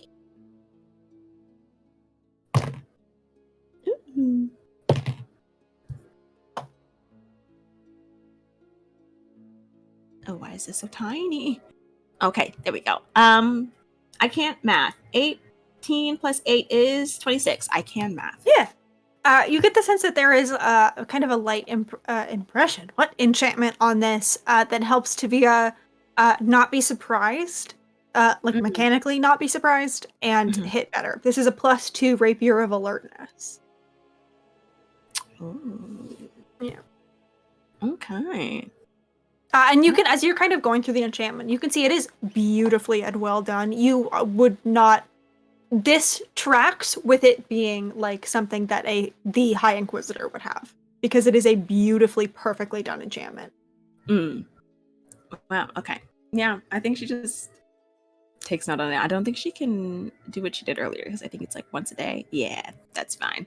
But yeah, yeah. So she just writes notes about it, And Sure. I think that's what she does. So she preps those spells and then studies that thing and then works on the cuffs with Gina. Yeah, absolutely. As you're kind of like working on the rings with Gina, you see Gina is like kind of sitting next to you, like hovering over, taking anything you handing you anything you ask for. And I think you can see that Gina is like really like genuinely interested in studying the things that you're doing and like trying to learn from them. Like, you know, obviously Gina's someone who like jokes around a lot, but in this like very genuinely looks up to you and wants to learn from you and lets you work for the most part and like doesn't try to interrupt your thought process or pry or anything like that. Makes good enchanting company. Yeah. Yeah. I think she'll like be working on one ring and then go and do the same thing on another ring, and then after going back and forth for a little bit of like having Gina watch so tentatively, I think she'll like pass over one of the rings and goes, okay, well, do what I do. Oh, okay.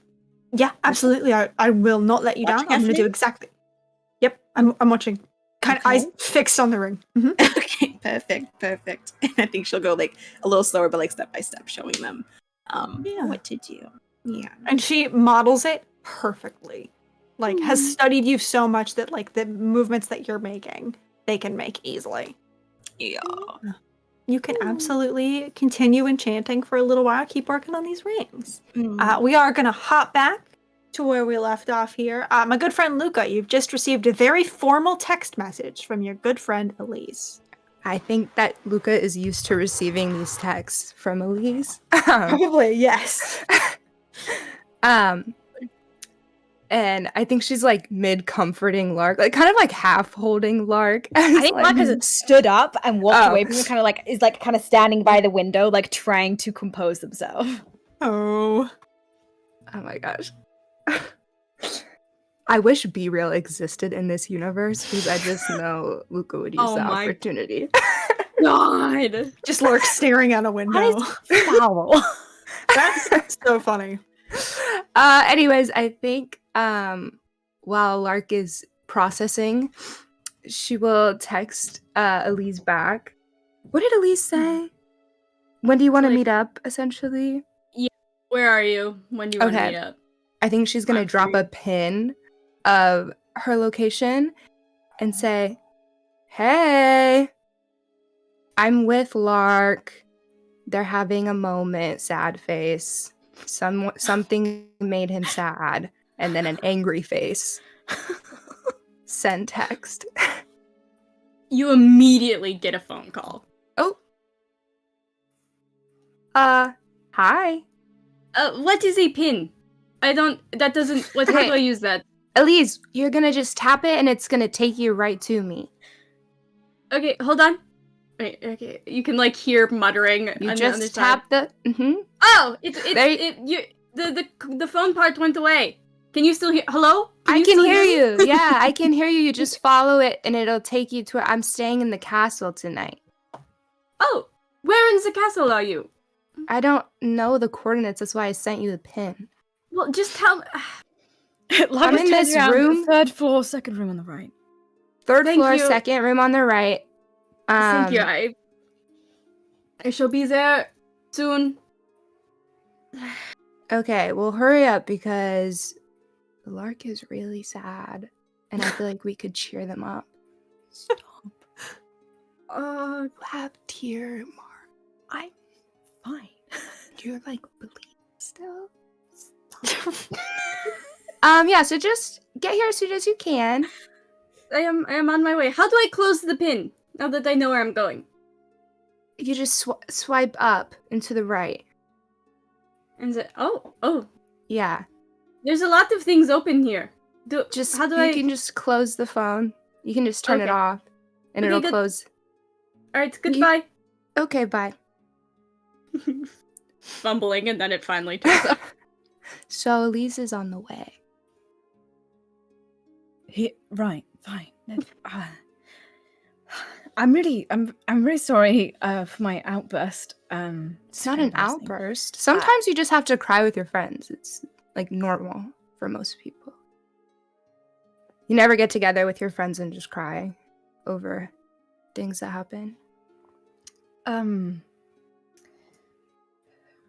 Yeah, no, but you did today. That's like another check on the. Well, I didn't mean to, and it won't happen again, so don't worry. It can happen again. No, it will not. Okay. Okay. We need Do you need a hug? Why? Sometimes the pressure will make you feel better.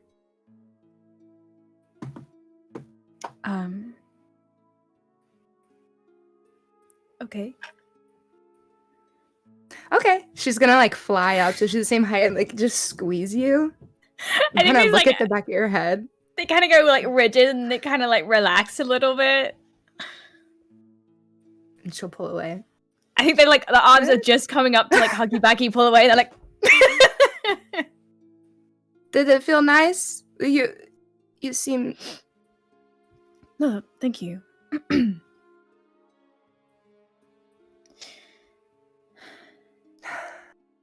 It's gonna be okay. We're gonna figure it out. And if your father is doing all of this, I just want to say I'm really sorry because that sucks so bad. So bad. And that would make me really mad because all of my stuff. So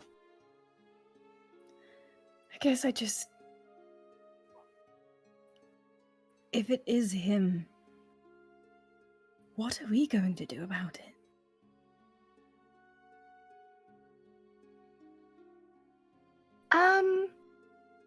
we could dethrone him and then you could be king. You know, I've always said that I thought you would be a better king. It's true. Thank you. Mhm. Dethrone? Yeah. Sorry, I do not feel comfortable. get This to is we cannot have this sort of conversation with that points at the earring. But Lark, she's attached to me. Yeah, tell him. Doesn't talk to anyone else. It's an extension of my ear. okay, and what if that magical interference was, diverted somewhere and someone else tap in? They can't. I feel like you always look at the negative side, the what if. I'm just trying to be cautious. We can be cautious. And we can be forward thinking. There's gotta be a way to dethrone the king. I mean, Stop saying that. why? Because it's Listen, I hate to agree with him because he's really boring, but I think that is treason. I mean, it's cute, but it is technically bad. Okay. Anyway, Okay. sorry. I'll go. Apparently, that would be treason, right? Oh, very much so. You would be in jail for the rest of your life. On a good day. If anyone heard you say that. I heard you say where that. are the I should consequences? technically put you in jail for the rest of your life, Luca. But I will not do that, obviously. Because we're friends. And we're having a mini slumber party, except we're not sleeping. And everything that's said person here. out of jail. I really can't. One is enough. Okay. You said that they got out by themselves, though. So are we really breaking to I be didn't say that. out? You did. Okay, no, I you did- didn't. I made that up. Thank you. Oh my god, girl, do not gaslight yourself. I'm not gaslighting. I'm just Totally trying said to that. make you feel better. Oh, okay. No, I'll shut up. Sorry. Yeah, no, you don't have to break me out of jail. I'm not saying we're going to. I'm just saying, where are the consequences if he's the one making people dream and walk off? I work for Ambrose. My parents walked off into the middle of nowhere. I don't know where they went. Why would he do that? And all these other people? Why would you do that? That doesn't make sense. I would never do something like that if I were the king. And you wouldn't either, because I know you. And I know you have a good heart. Turns around, looks out the window. It is right around this time, at least, that the door starts coming into view. Perfect. Elise is just gonna fire off one more text before she goes in. It's, Dear Laurel, is it possible that you have extra dollhouse furniture from your children? I have recently acquired a new accountant who is on the small side. And then boomer ellipsis. I only wish to borrow a bed, table and chair, and perhaps a storage chest. I will return the furniture as soon as the permanent furniture arrives. Yours truly, Elise. And we'll just send that off. That's And so then cute. open It the makes me door. want to throw up. Yeah, absolutely. Hello. Hi! Come in. Puck braced on the desk, head down. Oh, Luca's patting his back. Yeah, just shut the door. Yeah. yes. Yep. Mm-hmm. You wanted to, kind of looks at Lark, gives him like a up and down once over. You wanted to speak with me about something that has happened?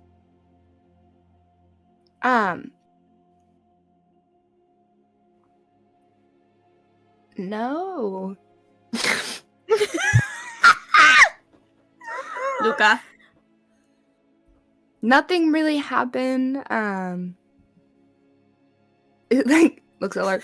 It basically I got I'm staying here, and then Lark came over and was sad because someone was mean to them. And we're working through that right now. Right, Lark? It's like a really long silence, and they like slowly straighten up, and then like their back is almost inverse. They are like standing up so straight. And they turn around and they just have a deadpan look on their face. Elise, how are you? I am fine. I do not believe that is the case for you, though. Am I incorrect? Thank you for asking. I'm quite well. Do you have any any confidential archives or records on the dreaming that we may be able to look through? And may I ask, is gonna like fully take off the glasses and kind of like Shrinks a little bit. why do you want to see these information if I have it? Just a new lead in this investigation is of personal interest to me. It's just gonna keep staring at you, waiting for you to say more. And it would be of great help and import to have a better idea of the events surrounding the dreaming's first realization exists. I don't know. Yeah, we need to And, know what we're working with. Mhm. I see. And why now?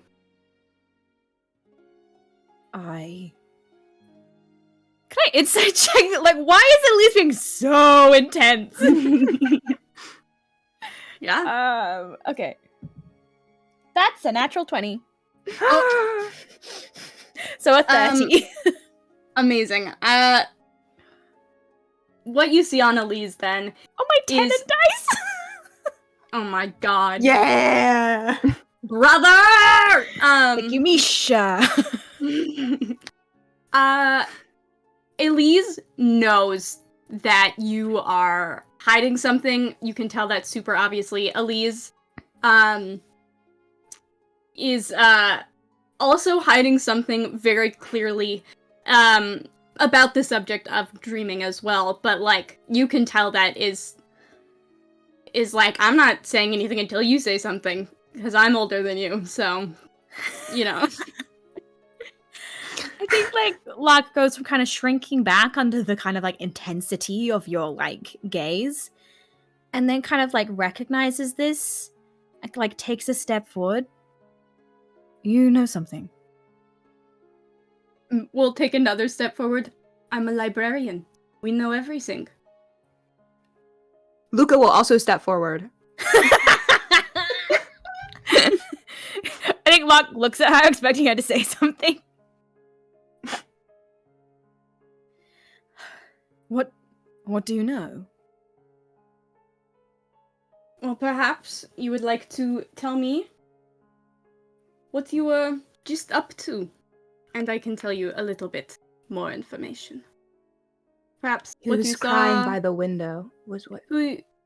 before that, who you Oh. spoke to, what you saw, anything like that? I went down to the dungeons again. Wait, Lark, wait. You have to pinky promise, Elise.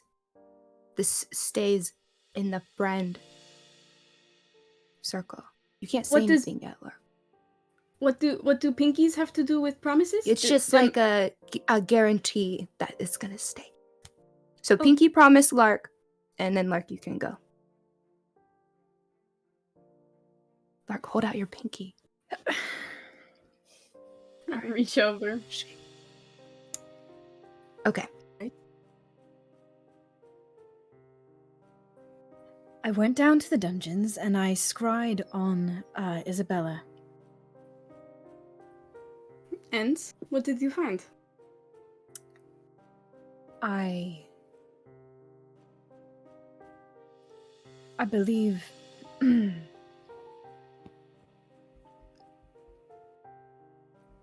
believe I spoke to someone trapped within the dreaming, but that's what do you know about this, Elise? Because this is not me being secretive out of distrust. This is very dangerous information and I need to know what you know. You saw Bella Bones because spoke to someone. Or you tried to see Bella Bones and you ended up in the dreaming. Or speaking to someone from there. In the dreaming? If you're speaking to someone from the dreaming, it goes to figure. You may have been dreaming.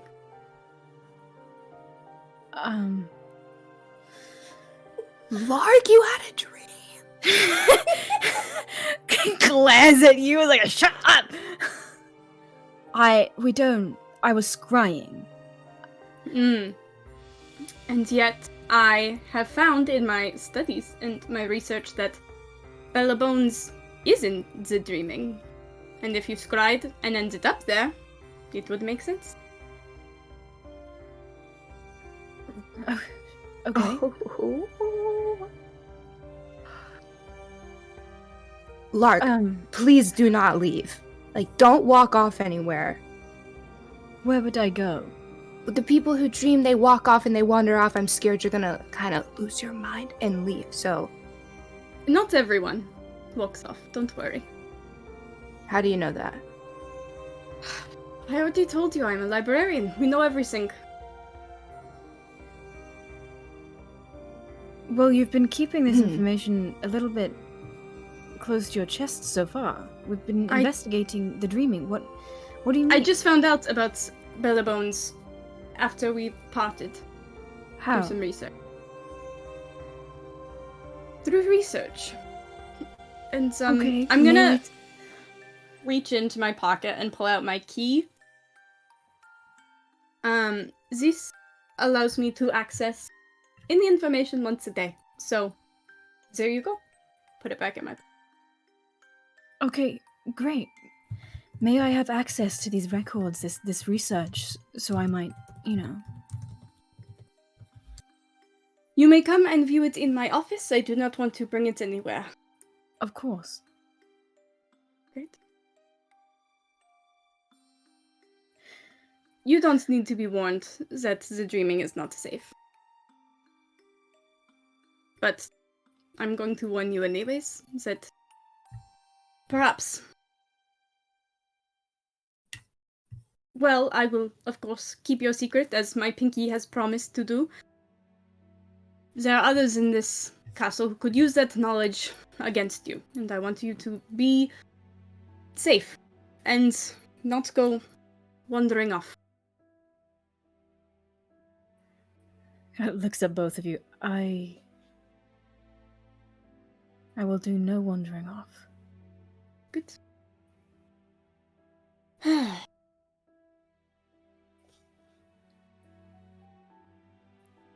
Was that what you needed me here for? Or was there something else and you are still going to try and pretend there is nothing else wrong? Just... Yes, if I could come to your office this evening and do some research. Of course. Yes. I think the, warmth that Elise has sometimes and has had with the group kind of returns. Yes, of course. You are welcome anytime. I do have Herb living in my bookshelf now. So. Who's Herb? The mouse. What mouse? From the... Oh, you weren't... There was, some mouse thieves in the vault. And I have hired one to be my accountant because he dreams of being a piano player. And That's really nice that you hired a rat to work for you. Mouse. Yeah. What? And okay. I'd like to see it. Herb? Yeah. Well, Herb is asleep right now, but perhaps in the morning we can, you may stop by and we can all go over it together, and I will send Herb out, on some accounting business. And A mouse. we can look it over. I've never been able to get mouse right. When I change, I always end up as a rat. Oh, do you mean wild shaping? Yeah. Oh, it's I understand it's a little tricky. I ended up as a gerbil once. It's more about it's in the tail, you see. The tail is very different.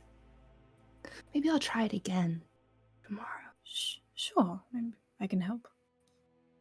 Perfect. Right. It'll be another friend date.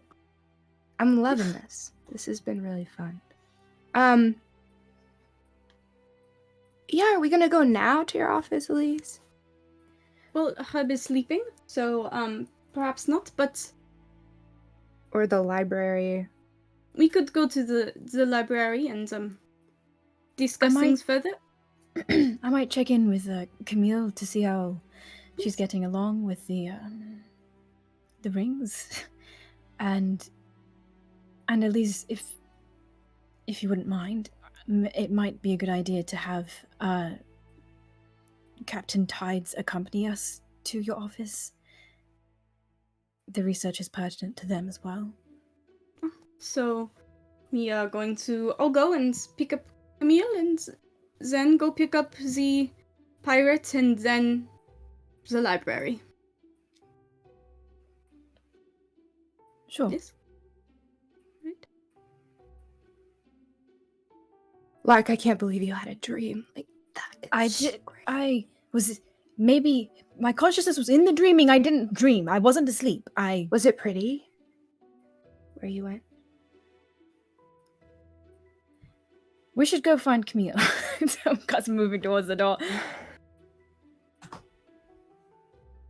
Yeah. As you guys all begin walking towards Camille, we are going to hop back over to Camille. You are kind of putting the finishing touches on these rings when there is a knock at your front door. Yeah. I also Gina want kind of looks up. Yeah. Before there's a knock, Camille does send out a little Gab and Gabby thing. Yeah. Good prep. Yeah. Uh-huh. That's a little something to just hold the audience over till she could get some more stuff on the dreaming. It's so hold on. My brain is just gonna plop it in here. Oh, yeah. Hold you on. Here we go. Okay. Maybe I can read it. Maybe my brain is on enough to read it. Here we go. So it says, is it getting hot in here? Is it the baby dragons? Nope. It's this week's new crowned hottie. Margot LaFay is, in fact, undeniably the hottest single around. Witty banter, intelligent, sexy, and red. If you're interested in such a catch, it's too damn bad, because word on the street is that this single hottie isn't going to be single for long. Boom. Send that out. Oh! Oh goodness. Yeah. She's hoping that can hold her over until she can find more research on the treatment. Fair enough. But yeah. After due to the finishing touches, she kind of sends that out as Gina's finishing up, and then the door knocks, and she kind of like looks at Gina like, "Did you invite?" Oh, am I? What? Did you invite No. somebody here? Oh, No. okay. Do you want me to get it? You can finish up here if you want. No, it's alright. It's alright. You stay right there. She goes. Okay. Opens the door. Yeah, you open it, and it's not our merry band of silly dudes. It's actually your good friend, Thicket Embertree, the most nervous castle servant in the whole world. And Thicket Embertree is holding very shakily a rope that's attached to a goat. And he goes, "Oh, hey Camille, hi. Sorry, I didn't mean to bother you. This isn't for you. Not that it's not for you. How are you?" I'm great, Thicket. I was actually going to pull you into my room to talk to you, but you have a goat, so that's not going to happen. Why do you have a goat? Oh, you were going to talk to me? I did. I want to talk to you, but Oh. what is? I no, enjoy your company. so- Why wouldn't I want to talk to you? Fair enough. I mean, a lot of people don't kind of bring me into their rooms unless they've spilled something and they need me to clean it up. So that was just like really nice of you to say, and I appreciated it. Yeah, Thicket. We're friends, are we not? We're friends. Thicket, we gossip all the time. That is what friendship is. What are you talking about? Okay, well, hi, friend. It's just the thing is, so, the castle staff has been, like the kitchen staff has been kind of like keeping an eye on this guy from receiving day yesterday. And they really kind of cause like the Crown Lord said he was going to take it down to the farm. And the thing is, they're kind of getting like tired of having it around because I guess it keeps like biting through bags and eating a bunch of the stuff in the kitchen. And so they asked me to bring it to them. But, the thing is, I don't really talk to him because I'm not the kind of person who should be talking to people in authority, but I know that you spend a lot of time with the Crown Lord and the Royals, and so I was just kind of hoping if maybe you could like open the door and then I could kind of push the goat in and then... You want me Not to literally. open the door for conversation for Yeah. you and A metaphorical the door. Crown Lord? Yeah. Sure. I just don't sure. really know how your highness. I have a goat for you. It just doesn't flow off the tongue for me, and I'm not really good at that kind of stuff. So, Okay, so what is the plan for this goat? We need to return it? Is that what's happening? well, I think the Crown Lord was gonna like take the goat to some farm or something, but I don't really know. I'm not a farm Personally? guy. I guess. There's not people for that. I mean, probably. I think he's probably just looking for an excuse to go to the farm because he sneaks out sometimes. Oh. I've never said anything about it because it doesn't feel like it's my place, but he does. No, sneak wait, what? He sneaks out. What do you mean? out. Should I not be saying that? He doesn't No, sneak Thicket, out. it's- I it's lied, me. Thicket, but we're it's friends. me. So, and Thicket, I don't want to lie to yes. my friend because I value our friendship. But he's Exactly. the Crown Lord, and he could probably put me in jail forever. So See, I that's don't know. all He right. may or may not sneak out. I wouldn't know. Yeah, legality, whatever. I know that's not a big Wink. thing for the Crown Lord. It's not a thing here. Get inside. Bring the goat. Bring the goat. Okay. Bring the goat. Yes, bring the Like, goat. get like what sort of like rotates and begins to back up and goes, okay, come on, like, buddy. Let's see how Slams the door closed. Not slam it, but she like shuts it closed, and it's very much like a you're not getting out until you tell me what's going on, kind of like it's just a very devious little look on her face. And she comes Yeah. over to like I think she has like a little almost it kind of looks like a therapy chair where she just kind of like but she like sits on it and she goes, okay, Thicket, please continue. Thicket is The very con- awkwardly standing in your living room holding a goat that does not want to be in here. So, Uh-huh. well, the Crown What? Lord, you say that the Crown Lord, Oh, well, I mean, like, sometimes when it's, like, a really nice day, I'll know, like, I've just sort of seen that the Crown Lord will say that he's got, like, really important business at Acorn, and then he'll just kind of, like, leave, but they're wearing, like, some boots with, like, mud on them, and I just think if a Crown Lord's gonna go to, like, do some business in Acorn, he probably wouldn't wear shoes that were, like, muddy, and so one No, of course. time I didn't follow him, but I just sort of also had to go to Acorn at the same time, and, I saw he kind of, like at the part of the road that leads into the town, instead of like turning left to go into Acorn, he like turned right where all the farms are. So I just kind of assumed he's going to a farm. Because I mean, also like, you know how they say that like you know, he grew up as just like kind of like a normal guy, and like his mom worked in a tavern and stuff. And I just figured if I was a normal guy, I wanted to like remember what that was like, I would maybe go to a farm or something. I am a normal guy, so Gotcha. I don't go to farms, so I'm not that kind of normal guy. Not that kind of normal, right? I think the goat is eating your chair. What? Don't allow that. The goat is like chewing on the upholstery of one of the chairs. I think she's like trying to like correct it, like almost like it's if it's a, I don't know, like a cat or something. Like, hey, no, don't do that. Eyes like move just slightly off and look at you with its like jaw on the upholstery. Thicket, please move to the center of the room where I really think you're overestimating the amount of control I have over this goat. It's on a leash. I'm not an animal guy, okay? I'm Thicket. just sort of the guy who sweeps the Hold floors and the stuff. leash taut. Hold it taut. What if he bites me? No, I'm no. scared of. I'm really kind of scared of him. He's kind of weird. Okay. Look at his eyes. They don't move the same way at the same time, and it really freaks me out. Fabric is imported. You cannot let them eat that. Okay? I really think maybe we should be talking about this in the hallway. Okay. Well, there's people. There's a lot of stuff. There's a lot of stuff happening in this house. Thicket, I actually have a question for you. Okay. Have you seen people who shouldn't be here in my house, walking about my house? Let's find out together. I mean, like, I didn't see anyone that was, like, not supposed to be here, I don't think, but I did see, like, there was, like, you kind of, like, walked in your house and you were kind of dressed a little differently, but, like, I know that you're very fashionable and on the cutting edge, so I thought that maybe I wasn't, like, on the cutting edge yesterday. And then, like, when they left, it was, like, not you, but I don't know. I'm not, like, in your personal life. I didn't want to judge. And then I had to go polish the silverware, so I had to leave. It wasn't me that you saw leave. Well, no, like, you walked in and then, like, someone else walked out, but that person didn't walk in, I don't think. Oh. Well, that was, like, yesterday, though, like, right That was before yesterday. receiving day, so. Oh. Okay. Well then. Okay. Well, I know. But not recently, no. Okay. Sure. Okay. Well, if you see Sorry, anything was I interesting- supposed to? Did I miss something? Oh, well, no. I think it just if you see anything else interesting about people walking about my house that don't belong here, please let me know. Okay. Okay. Yeah, you got it. I'm on it, Camille.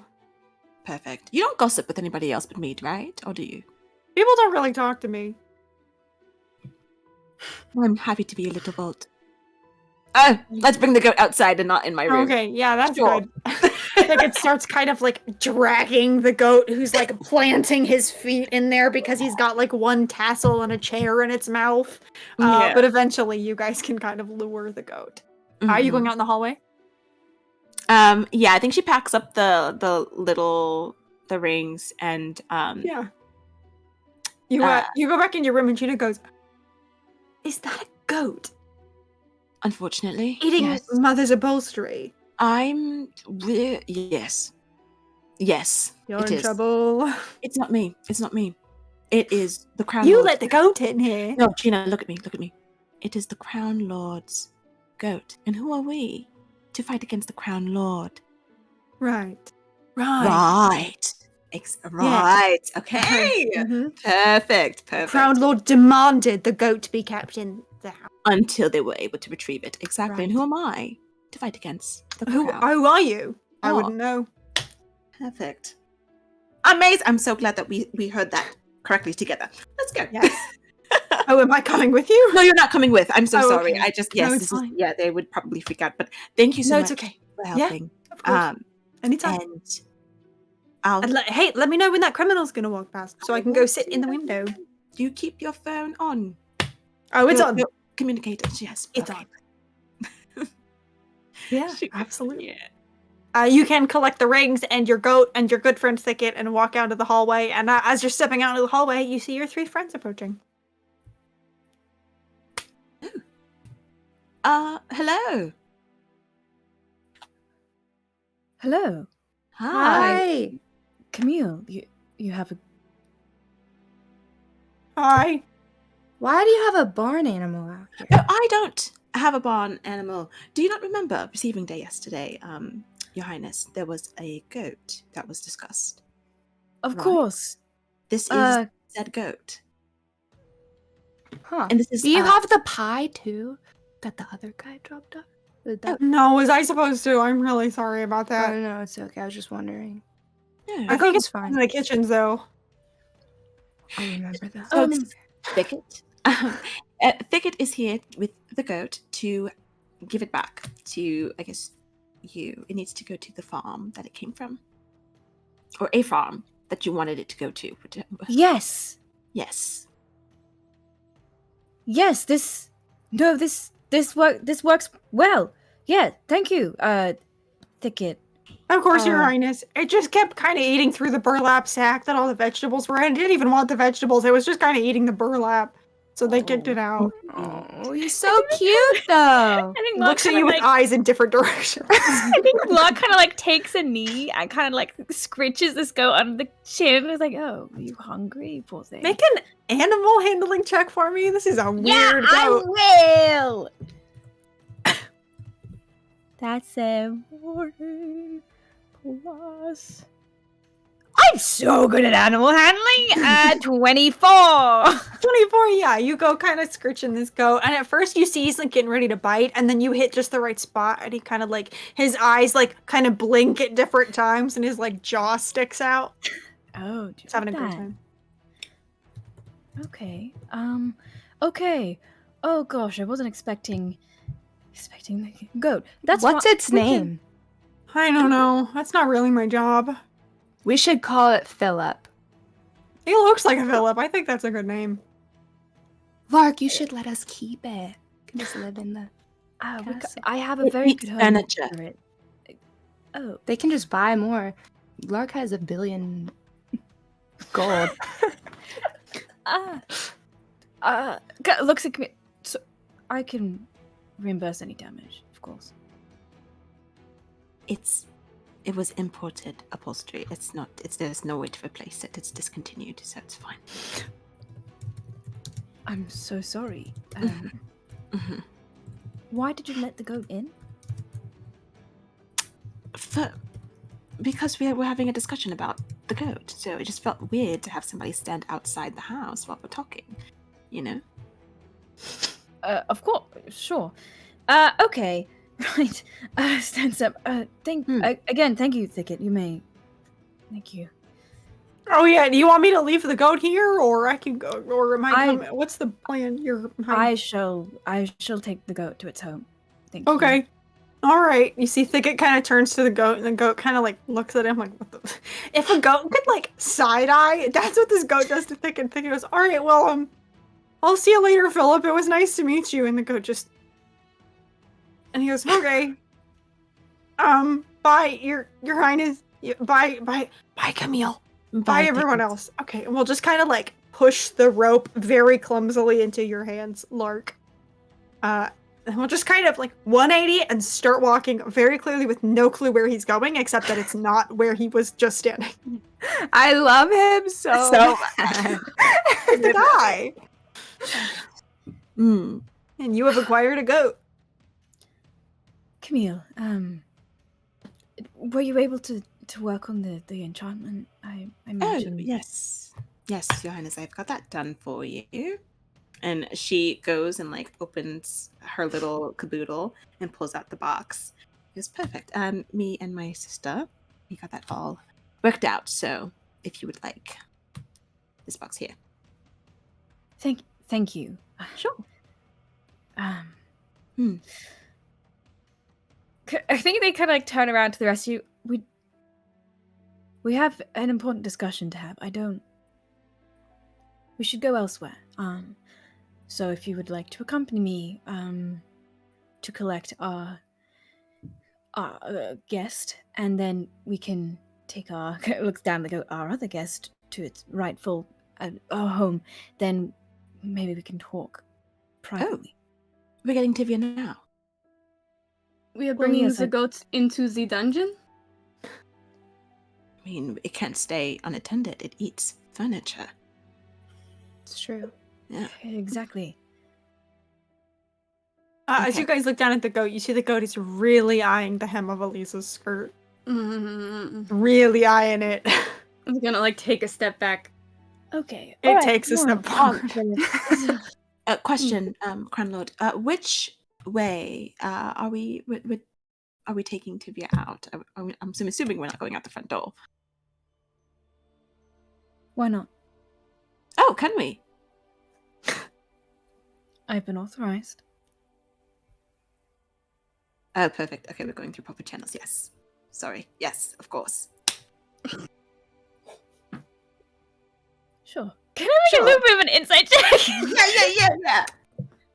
I think you've called them crown lords several times, so Lark is like, okay. Yeah. Oh, that's a 29. Oh, shit. I think it's a. I'm not even gonna. Yeah, 29. Yeah, is I don't even know why I rolled. She is definitely like you just had a conversation earlier in the day of like talking in first name with each other. Yeah. And so she is. You could see like each time that she is saying Your Highness or Crown Lord, it is like a choice. It's like enunciated very much like yes. Mm-hmm. Yeah. So she's being a bit more professional with you than earlier before.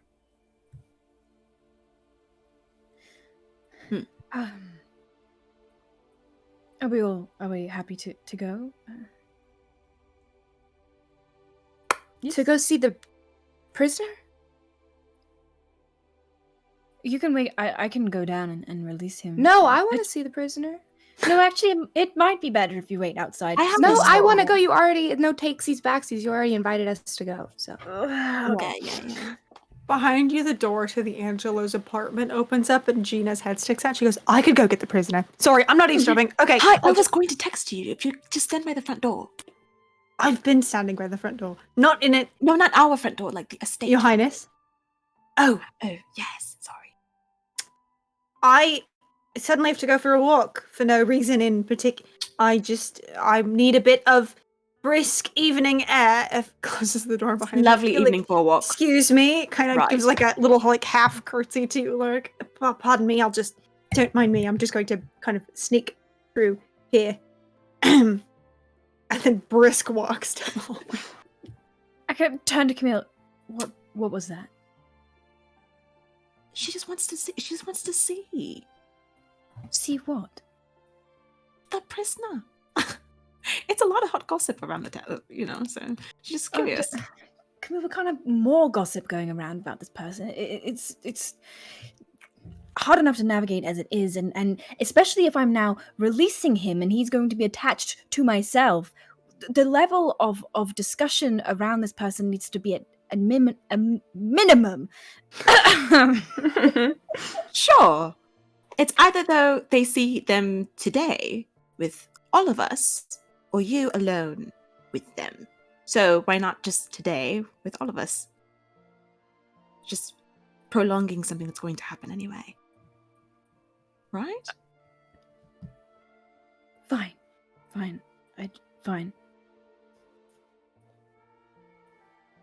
Sure. Uh-huh. Okay. Yeah. Let's go. Sure. After you, Your Highness.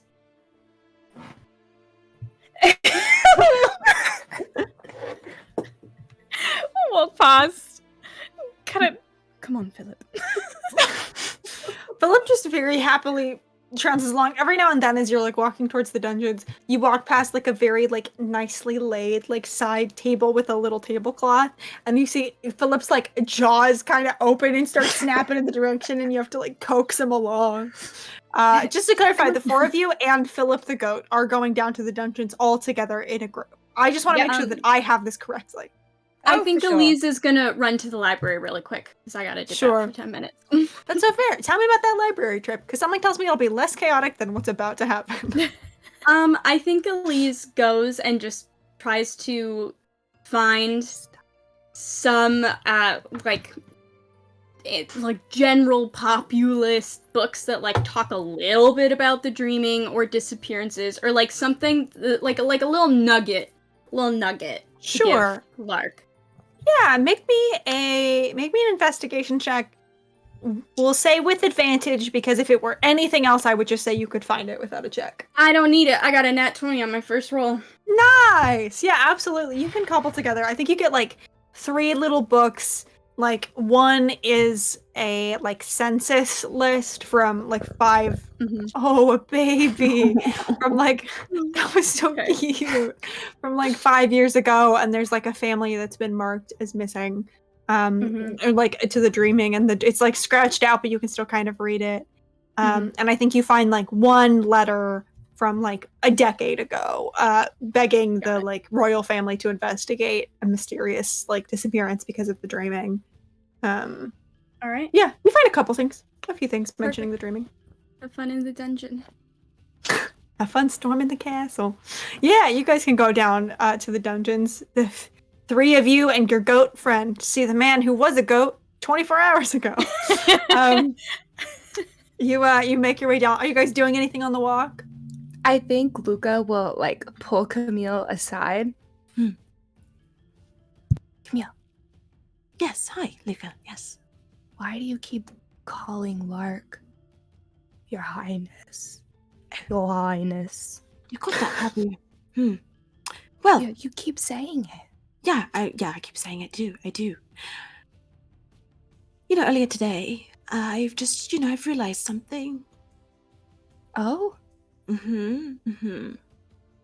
His Highness, I think, just got thrown way too far into the deep end into our friendship. I just told them a lot about my side business of just, taking on personas, and it seems that it is illegal, and I should stop, and it's not something I should be doing. And I just feel like, how can we be friends if I can't tell you about my life, Right. So I just feel like if I just keep it professional, then I can keep doing what I do. I don't stress out the Crown Lord, and it just keeps it nice and clean that way. So I think it's easier.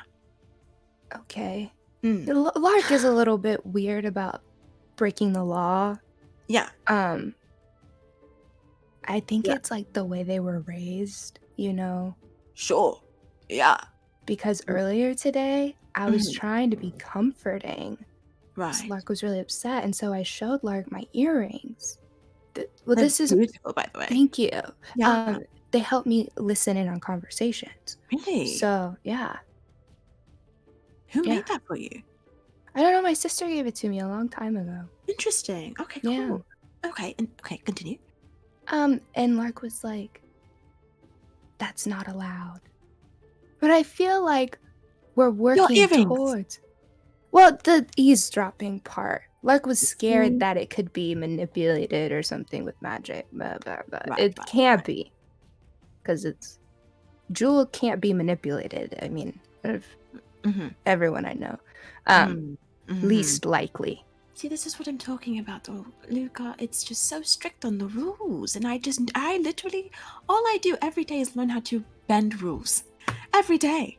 I would give that man a heart attack if he knew what I was up to in my room. Great.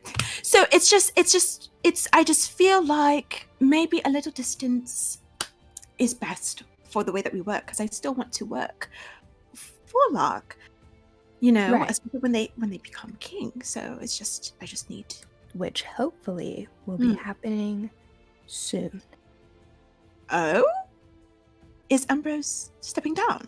No, that's me wistfully thinking.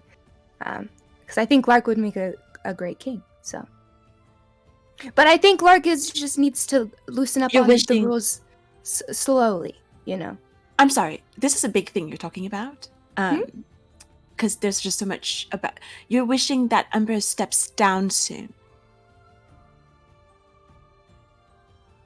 Like...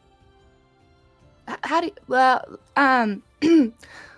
no, like Ambrose is just super like old and stuff. So eventually someone else is gonna have to, and I think Lark will be really good at that, Oh yeah, sure. Yes, they are old, but they're not like dying. They're not dead. I was just wondering, because it's like, a whole coronation and all that kind of stuff, all that things you got to plan for, and I have to be a part of. So I was just wondering. Oh yeah. No, nothing that I've heard. I'm just forward thinking. I see. You're a visionary. That's why I adore you. Well, okay.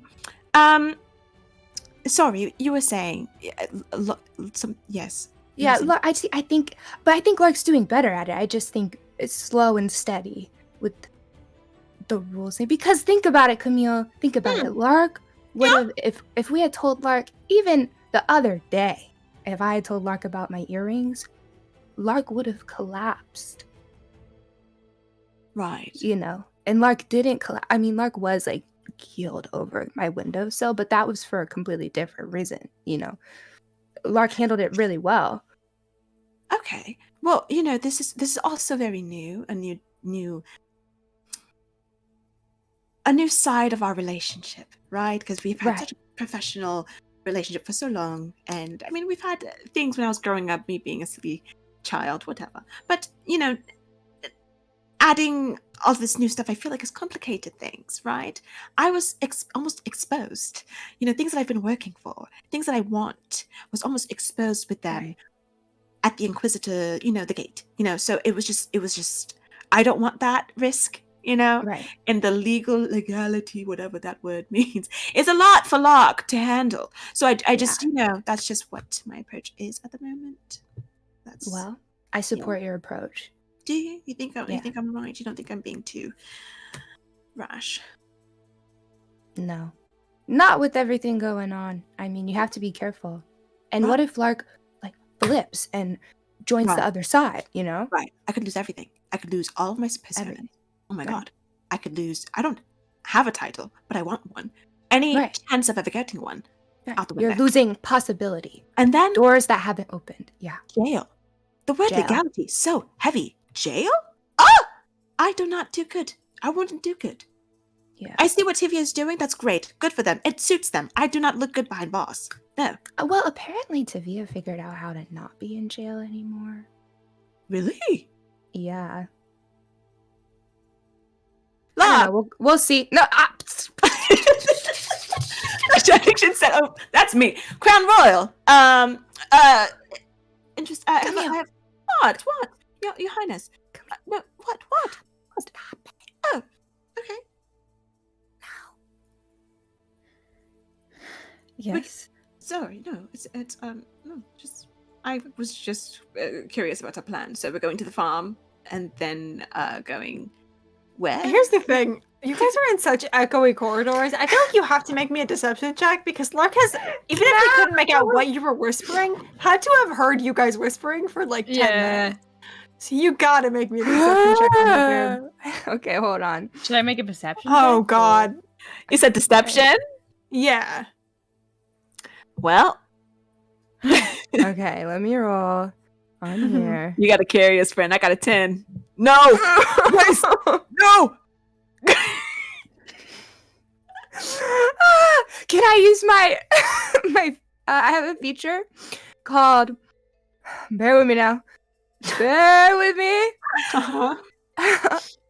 It's called, oh, James gave it to me. It's called Blessing of the Vigilant Owl, and it lets me re-roll. So true. So can I use it? Did you roll a nat one? Yes. Yeah, you can use it. Okay. Which would put me up to 4, but I feel like that's not gonna cut it. Sure. Okay. Oh no, I'm so sorry. You don't re-roll it. You actually treat it as if it's a 10 on the die. Okay, Slay. So I got a 13. A 13 and a 10? Lark, go ahead and make me an insider or perception. It's up to you. Or don't, if you don't want to.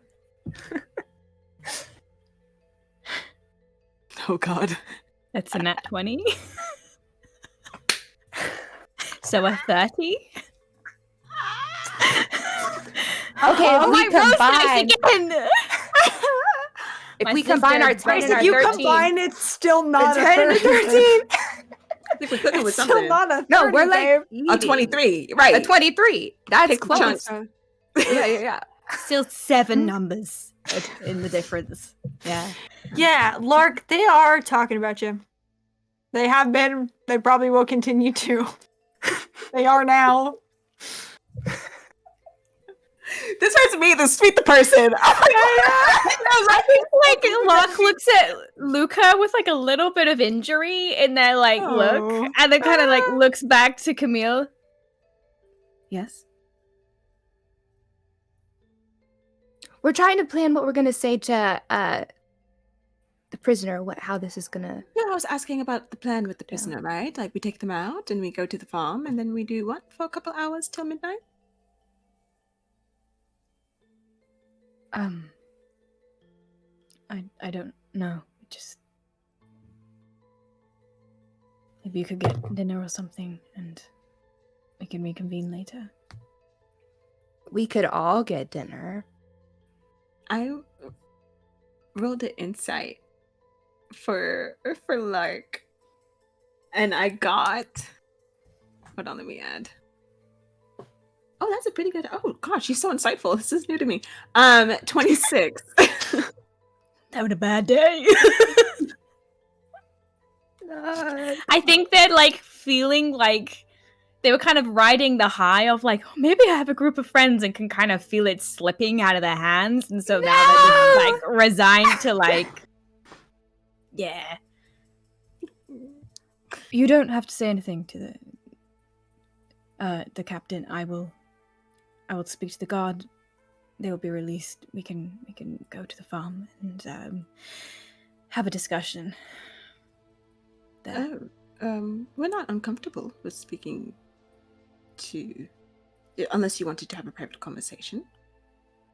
No, it's just there's not much really to say here. Sure. Okay, very well. Let's continue. Lark looks so sad. Oof. Yeah, you guys can continue up to that big metal door that you've been at 3 times today already. You give it a little knock, the thing opens, Lieutenant Virion is there, he goes, Your Highness? Welcome back. Sorry, and you hear, kind of slides shut, you hear the locks unlock, the door opens again, Lieutenant Virion stands aside, and then kind of like goes to bow, eye catches the goat, squints at it, and looks up at you. Well, welcome. Locke is like looking at him like there is nothing wrong in the world. Like absolutely like, yeah, comment on it. I dare you. This is Philip. Philip, hello. Hello to the rest of you. I see the criminal's coat suits you. Thank you. It's Lady. really comfortable. Yeah. Right. It's cold outside, you know. So Good to know. You're welcome to step in if you'd like. As much as I'm enjoying this conversation, you can come in. I think they like take a step in, really trying not to look at Tavia with this fucking goat rope in the hand. Tavia's got like both elbows up on the bars, and is like got like his cheek kind of up against it, and like kind of like smirks a little bit when they see you, and then eyes drop to the goat, and he goes, "Too soon, man. Too soon." Not looking. I kind of look at Viren. Would you unlock the cell, please? Certainly, Your Highness. Kind of, you see like this expression on Virion's face that's very much trying to figure out what is about to happen, but knowing that at his rank and your rank, there is nothing they can do to stop it, is just so curious, and will kind of like very slowly like walk over to where Tavia does not move against the bars, and Virion just like looks at him and rolls their eyes, looks at the lock, looks back up at him, and says, Captain Tides, if you lay a finger on anyone in the royal household, it will be an honor to kill you. Just a reminder. And Tavia kind of like... that is so mean. That's what I'm saying, right? Thank you. And Virion just unlocks the door, and a moment later, Tavia kind of like stands looking at the threshold and looks up at you, Lark, as if asking like, is that cool? Can I come out? Locke's not looking at them, is just like fiddling with like their jacket pocket and pulling out like the box that Camille gave them. Looks at Virion, seems to assess the stabbing risk, and then will take a step forward. Let's see if he can do better this time. Oh, that was almost a nat 20. Homophobia is alive. What's everybody's passive perception? No. 20. Okay. Wait. 25. What the Yeah, you're hell? good. Damn. 19. Nice. Okay. 11. Okay. Yeah, okay. So, everybody except for Luca, you see, including Virion, who looks so angry, you see Tavia, like, kind of, like, put a hand over the lock and very quickly with one finger, like, scoop out something that's kind of, like, shiny, like a coin or something, and just very deftly slip it in a pocket. And you see Virion, like, clocks it, and, like, jaw sets, and hand on the sword goes white, but they don't move to do anything about it. And Tavia will kind of step out and go, "Hi, everyone. Long time no see. Are you bringing me a," looks at the goat, "friend or..." We have to return Philip to his home. Right. And this is Philip? The goat, yeah. What's wrong with his eyes? They, like, move separately of each other. He's just born like that. What's wrong with you? Luca. Alright. My, that color suits you. Not that you look at. Thanks. I can keep it, you think? I didn't say that. You haven't been very nice to me. I don't know. I don't know if I'm You inclined to haven't give you gifts. Been really nice to me either, so. I've been very nice to you, actually. I can be nicer, though. I'm good at being nice to people. So, right, Lark? Lark grabs Tavia's hand, pulls it towards them, slaps a ring in the palm, and like kind of like a little bit roughly like closes their fingers over it, withdraws, shoves a ring onto their own hand, and kind of like turns around. Does the whole exchange without looking at them. Turns around. Right, are we ready? Sophia, like, opens their palm and looks at it, and looks up at you who's not looking at them, and then looks at the two of you and goes, "I think you're supposed to get down on one knee for this, but I've never done it Okay, before, let's so go. I wouldn't." Having a bad day. I'm gonna start walking and wait for the thing to start pulling him. Put it on. Tavia, like, Tavia has not put it on. You No, put wait. it in his I hand. think Camille like steps in front of Locke and is like, "No, wait. They have to put it on so it could like Bluetooth. Hold on. Hold on." What's a Bluetooth? No, Tavia kind of like looks at it and looks at all of you and looks over at Virion, who looks pissed, and holds eye contact with Virion and like picks the ring up and slides it very slowly onto his ring finger. And you see the magic, or Lark, you will like feel the thrum of magic that kind of connects the two of them, almost like elastic, in the sense that it will like pull him towards you. And he goes, "Right, Step okay, four. let me just put my shoes." Can I get my shoes on? Is that all right? I know you're a very busy guy. Stand still. I'm still back to him, not looking. I'm gonna need you to take a step back, because kind of a sensitive aura here. Takes a step back. We'll kind of like sit down in Virion's chair and like pull his boots on and kind of look at the items that are still like a little bit more organized from where Luca just kind of upended the bag earlier, but still like out because Virion wasn't sure what the plan was. And we'll kind of like taking his time, putting his belt on, putting all of his other rings back on. And then we'll reach for the other sword, his short sword that's on the ground, and Virion's is out in an instant and like above. "Forgive me, Your Highness. Did you wish for the prisoner to be armed in your company?" Tavia kind of like looks over their shoulder at you. I think Locke meets Tavia's eye for like the first time in this entire since walking into this room. Mm-hmm. Should I make an insight check? Like, what am I getting from looking at them for the first time? Yeah, make me an insight check. Just for fun. That's 17. 17, I think what you're getting, one, is like hardly suppressed amusement at the fact that you won't look at him and just sort of everything that's happening.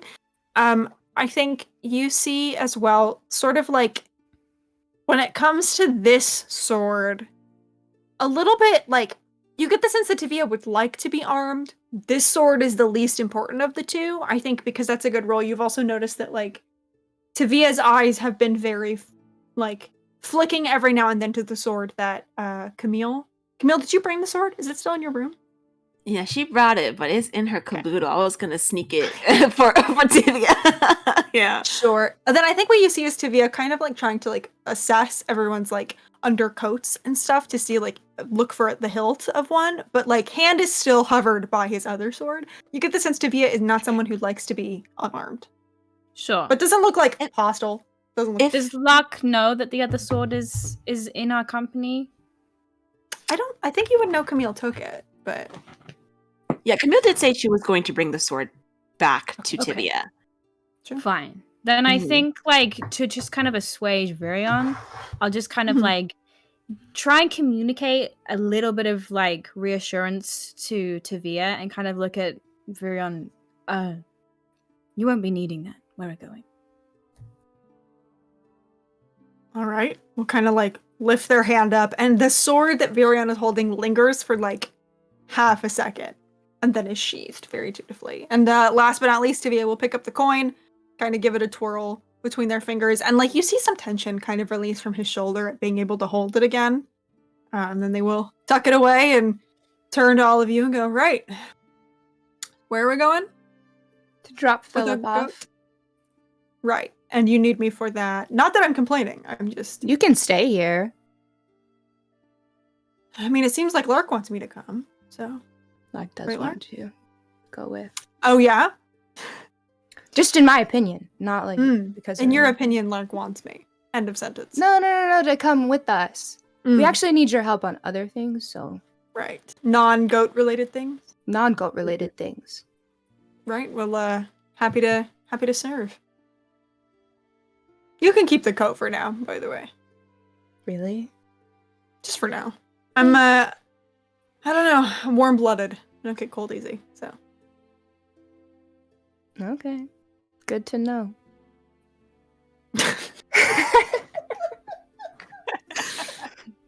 And Varian will just kind of give you guys a nod. I'll be back with the captain if anyone needs anything. If you need me to dispatch of the prisoner, please don't hesitate to call upon me. Mm. At your service, Your Highness. Thank you. And thank you for your service these last 48 hours. Of course. Gives you like a sharp little nod. And yeah, you guys are free to head off. You going to the farm? Yeah? Yeah. The farm. All right. Elise, are you meeting up on the way to the farm? Yes. Absolutely. We'll say you guys can meet up in kind of like the door area. You see this group happily walking. 3 gay people, a goat, and a pirate criminal king. You see Tivia's like hands in their pockets, very happily striding through. People are looking at you as you walk through the estate, as you walk with, you know, the guy who broke into your house. Tavia soaks up the attention, eating this up, shoulders back, chin high, strutting. I think Camille's Uh-huh. matching that strutting energy. Yeah. That's as they're walking. Yeah, I yeah. love that. Yeah, at least you see this coming towards you. Just kind of frown at Tavia. And then- Hello again.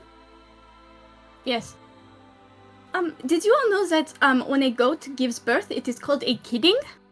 I just learned this fact. I looked up goat information. You're kidding. That is a joke.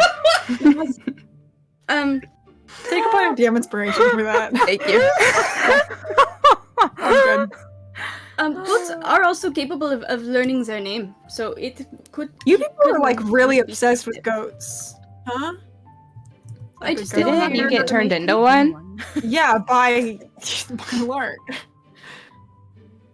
Didn't expect the You- Fae to be so goat focused. I think, like, Lark Can turns we- around and goes, "Oh, you don't know the story." Goat story.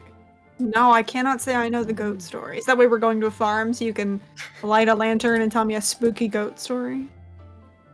Oh, Yeah. you really don't know. I think Camille like catches what Lark is doing. Goes, oh, you don't know the story. I don't. No. Funny, I thought you would know everything. Don't know where you got that idea. You seem to talk a lot. Turns around. Well, You guys heading right for the farm? yeah. Hell yeah. Anyone doing anything on the way? Or are you just going down to the farm? Luca's asking Tavia so many questions. Tell me about those questions. Like, We don't what's have to the roleplay biggest? dice. What's the biggest sea monster you ever killed?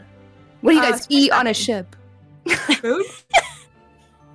Like seafood from the ocean, Sometimes. from the astral sea. We are just people. You know that, right? It's important to me that you know that pirates are people. But are you more pirate or more person? If it's a Venn diagram, it's a circle, babe. Okay. Have you ever been in love with anyone? Is this like sort of the standard array of introductory questions for you, or? I'm just curious. You have a nice What? face. I was just curious if Thank you. had like anyone Yeah. special in your life. Well, those are two different questions. Oh, so Which one are you asking? Both. Or can I only pick one? Just one. Okay. Have you ever been in love with anyone? Are you in love with anyone? Those are two questions. Okay. No, I'm not. Not at the moment. Why are you looking to put in an application? Absolutely not. But Okay. thank you. Yeah. Anytime. Do you get seasick? No, not anymore. I'm a pirate, so you kind of get over it after a while. Right. Do you have showers on your ship or something? Or do you like That's swim in the mostly. ocean? Are you like thinking of running away to be a pirate? This is just a lot of- Honestly, my sister and I were fighting, and I'm not even staying at my Right. house anymore so I'm staying in the castle because we were fighting. So Mhm. Family strife Yeah. is a great reason to become a pirate. One of the most dangerous careers in the galaxy. I think that's a really excellent reason, and nothing could go wrong with that. So really, yeah, doesn't pay as well though. Oh, Well, I don't know what you're making. I just assume everything here's really nice and covered in gold. So, kind of is. but you know, I'm kind of a big deal in the pirate world. I could probably hook you up with a job if you're like nice to me. So Okay, okay, I'll work on it. great. Yeah, let me know how that goes. Mhm. And yeah, you guys can walk the rest of the way down to the farm. You see, as you kind of like make it out of the Monarch Estate grounds and down kind of the path that leads towards Acorn, you see that like Tavia is. I was gonna say this in a more like poetic way, but the only way I can describe it is, you know, when like an indoor dog rides in the car, the window gets rolled down and they kind of like sniff the air and like have kind of like that energy. You get the sense Tavia is not someone who is indoors very often, and this 24-hour period at this point has like not been like difficult, but hasn't been ideal. So as you walk, Tavia like really kind of enjoys the sights and like looks around, and it's like the end stretches of sunset at this point as you guys walk down. I Yeah. think as Lark walks out of the estate, they kind Mhm. of like shuck off their jacket, Mhm. and they turn it inside out, and it becomes like a normal coat, and they like throw it on. Camille, this is not something they have got I from think you. yeah, she was like, the shoulder pads. Okay, cool. Okay. Yeah. But yeah, it's a pretty slick little like outfit change. Yeah, I love that. doesn't do a And, lot to make them look like a normal person Sure. due to the crown on the head, but you know. Yeah. Yeah. So you guys can kind of keep walking down this path towards Acorn, and you reach like a fork in the road where, you know, just as Thicket was saying earlier, if you go left, it leads into like Acorn town proper, and if you stick to the right, which is more straight ahead than right, it leads kind of towards the outskirts of the town and like the farming areas. And tucked away on the outskirts of Acorn, kind of between those two, where the sloping rooftops of the buildings in Acorn begin to give way to lush treetops, and stone fences fall into loosely cobbled paths strewn with stubborn wildflowers and weeds. You see there lies a ramshackle 2-story building painted a deep forest green and covered head to toe in bright orange flowering vines. There's a large water wheel that churns contentedly at the side of it, softly rushing water singing in harmony with the rustling of corn crops, the chirping of birds, and the not-so-distant sound of animals going about their day. There's a barn not much farther down the path, whose doors are wide open, and the whole open space is littered with wheelbarrows full of perfect pumpkins and bright yellow sweet corn, precariously stacked bags of fertilizer, carefully arranged farming tools waiting to lend a helping hand. Lark, you do not see the figure that you are familiar with, but you are on the outskirts of the farm you know belongs to him. Oh, okay. Do I know where the goats are kept? Oh yeah, you would I guess assume probably in so. the barn. Okay, cool. I'm just gonna Locke seems very familiar with this place and just kind of Mhm. immediately walks over to one of the barns and Mhm. kind of knows how to open the barn doors and does so. They are I don't- wide open right now. Oh, great, cool. And is the whole time muttering to hasn't spoken to anyone in this entire journey, but is been quite happily talking to Philip. Sure. I kind of telling him all about where he's going to live. Yeah. As you are walking up to the barn, can you make me a quick dexterity saving throw, please? What? Sure.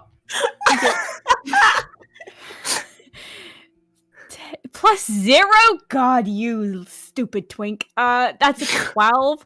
12, that's okay. The DC was 10. It's not a big Okay, great. As you're kind of walking in, you see the window at the top of this barn is also open, and just as you reach the doors, a huge shovel full of hay comes out the window into the stack just outside, and you just barely kind of jump to the side. Oh. You kind of let out that noise, and a moment later you hear the crunching of soft grass, and then sticking their head out the top of the window, you see Andrew. Andrew uses he, they pronouns, is a 6'7" furbolg with dark brown fur and a long tuft kind of hanging into his eyes. It kind of resembles a Highland cow if a Highland cow was a furbolg. And you see that they're kind of wearing sage green overalls, and you can't see, but we're describing it. He's got forest green rain boots on, and he kind of sticks his out and goes, "Oh shit, sorry. Hey, man. Below you. Hi. Hey, I didn't know you were coming today, and you brought a bunch of people. Hi, people." To me, it Hi. kind of goes, "Hey." Why?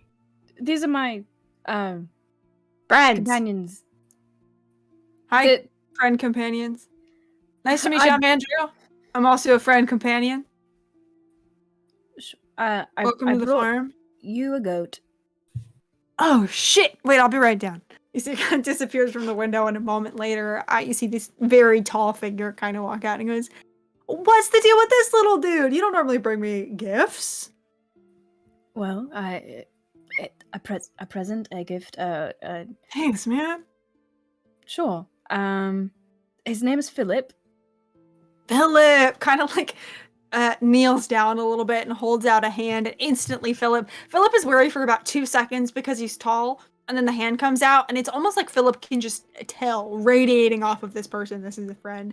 And Philip instantly kind of nuzzles his little head into Andrew's furred arm, and oh, hey, dude, you are gonna love Betsy. Betsy's been looking for a friend. She's been real lonely because you haven't come by in a while. Not a criticism, man, but you know how she gets without you. But I think this little dude's gonna cheer her right up. Good. Okay, good. And I'm sorry for that, by the way. I just, it's been, Oh, it's all right. You're a busy guy. I get it. Yeah. I think everyone else can see that, Locke is a little bit, is about as, relaxed as they've been for, 48 hours. Especially with, the addition of, the coat. They seem just a tad more like a normal dude instead of, but then, crown. But yeah. I think this is new to Andrew as well. I don't think Locke typically wears this when here, right? So Sure. Yeah. So Andrew will kind of stand after a moment and look at all of you and kind of look back at you, Lark, and go, "So, here on a royal field trip to play in the corn, or?" Just needed somewhere to talk. Right. Yeah, no, I mean, you can use the house if you want, or the looks at the group, looks back at you, the dirt. If you want to play in the dirt, you can. But you don't have to. Because you're up. We'll find a spot. Okay. Yeah, man, you need anything, you let me know. Yeah. I'm around. All of you, if you need anything, let me know. Did you say play in dirt? No, I didn't say that at all. That would be crazy. So. Okay. Looks at you, Lark, very panicked. Looks back at you, Camille. Anyway. Say gardening. Gardening. You can guard. I'm gonna go. Mark, you garden? Sometimes. Oh. They're really good at it. Yeah. Really? They're was like a whole crop of tomatoes last year, and the plants just were not doing well. And like Lark came out here and hung out with them for like 6 hours, just kind of talking to them and telling them how nice they were looking. And I swear they were the best tomatoes I've ever grown. Lark, you have Got a a real green green thumb. Oh, I didn't know that was your hobby. Farming. Well, I lived next door for a time, so anyway, sorry. I feel like I've said something wrong, so I'm gonna take Philip to go meet Betsy. Lark, you know where everything is. Make yourself at home. Sure. Thank you. Nice to meet the rest of you. And Tavia from your side, arms kind of crossed, goes, really nice to meet you, man. Super nice. Andrew. Okay. Yeah. Kind of gives you a Lark look, sends Lark, and you- you're like, No, sends him help me eyes. Like Andrew stops. Hey, man, do you want to come help me with Betsy and Philip? And Tavia kind of like looks at him and looks down at their clothes and looks over at you. I literally can't because we were wearing like these rings. I'll like bounce back. But thanks. Appreciate it. Andrew. Right. Looks back at you, Lark. gives you like a thanks for trying, but no. Okay. Yeah. Come on, Philip. And we'll just kind of take Philip off into the barn very awkwardly, very slowly. Then we'll go. I think Lark will like kind of walk a few paces to like probably like where the hay is being stored and like sit on like a hay bale, like cross-legged and start like picking at the hay in this kind of like childlike way. And I'm like, okay, so I did this is right.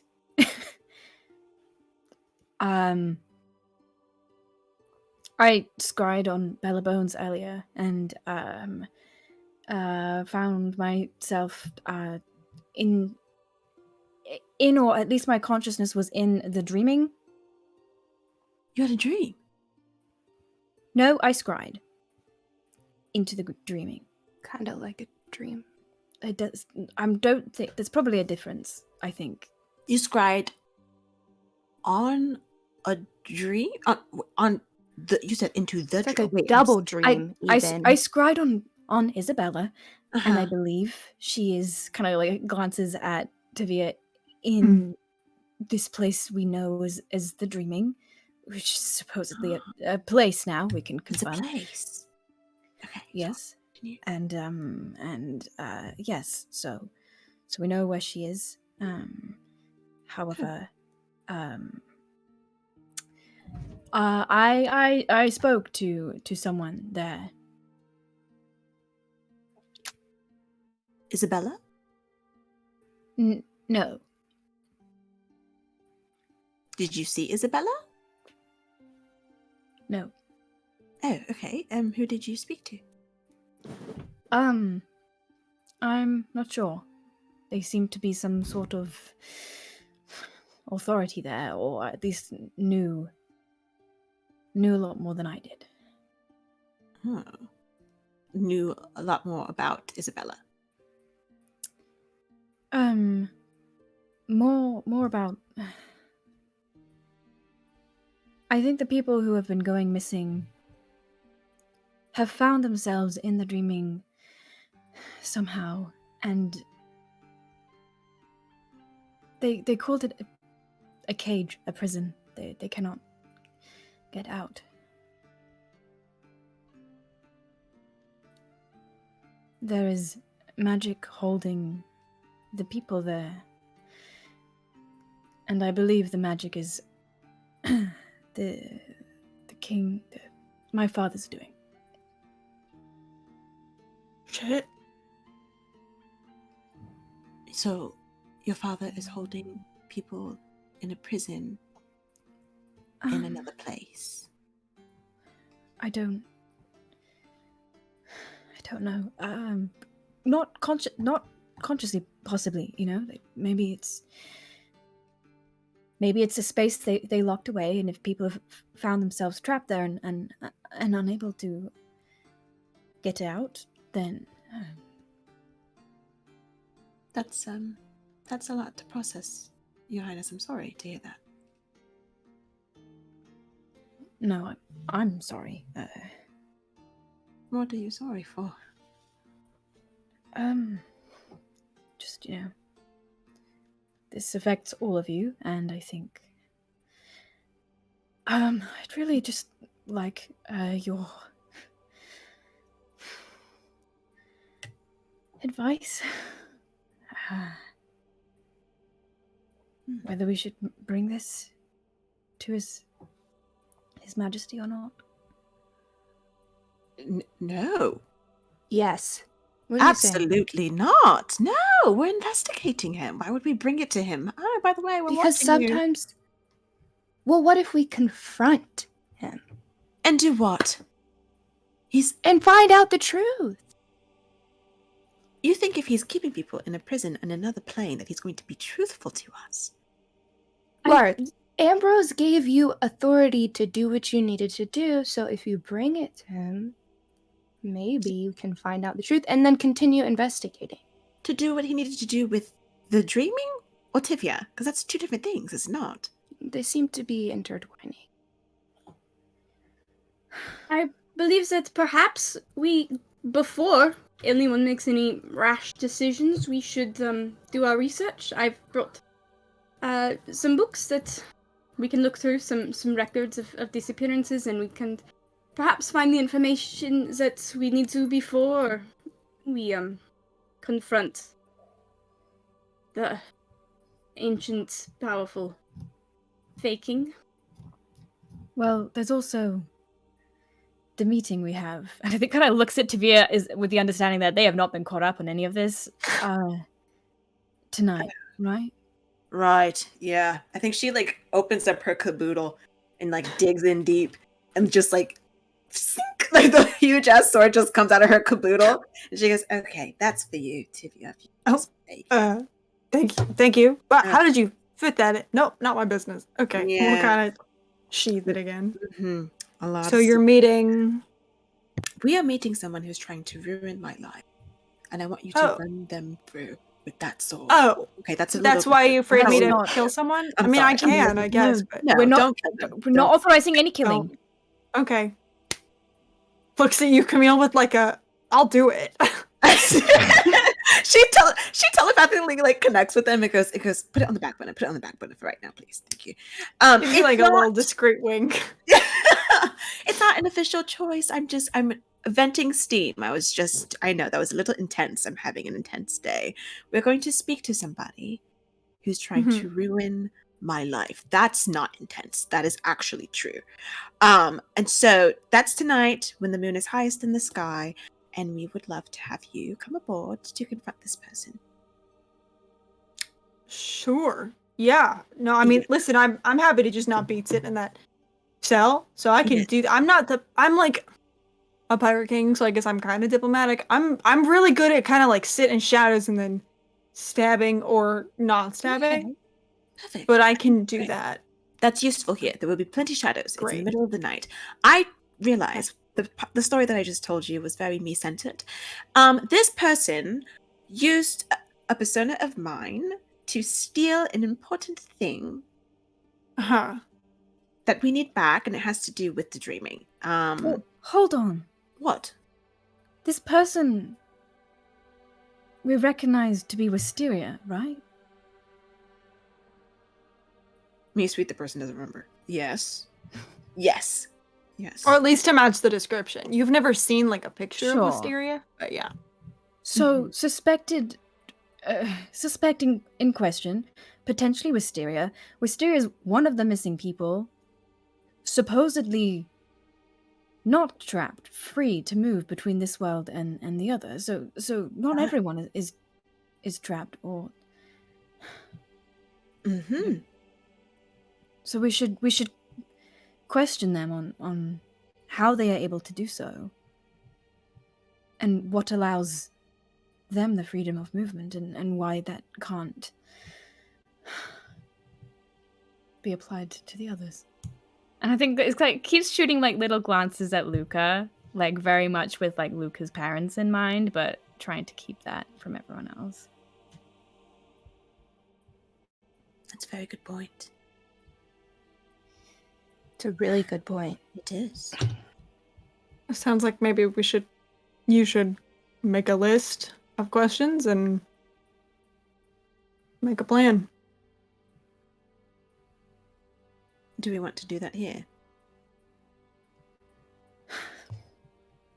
It's private. No one will overhear us here. Could be accused of treason. Picks at the hay. Okay. Well, sure, we'll do it here. I think she goes into her caboodle and like whips out a scarf and plops it over like a hay bale. Just sits on it. Like And I think with our party getting ready to sit down and make a plan of action for their midnight rendezvous in a few hours, that's where we're going to end our session today. Thank you so much for joining us. We missed you so bad, and we'll see you back here in just about a month on the 22nd for the next episode of Reverie. Have a happy Halloween, and until then, until we see you again, sweet dreams. Bye. Bye.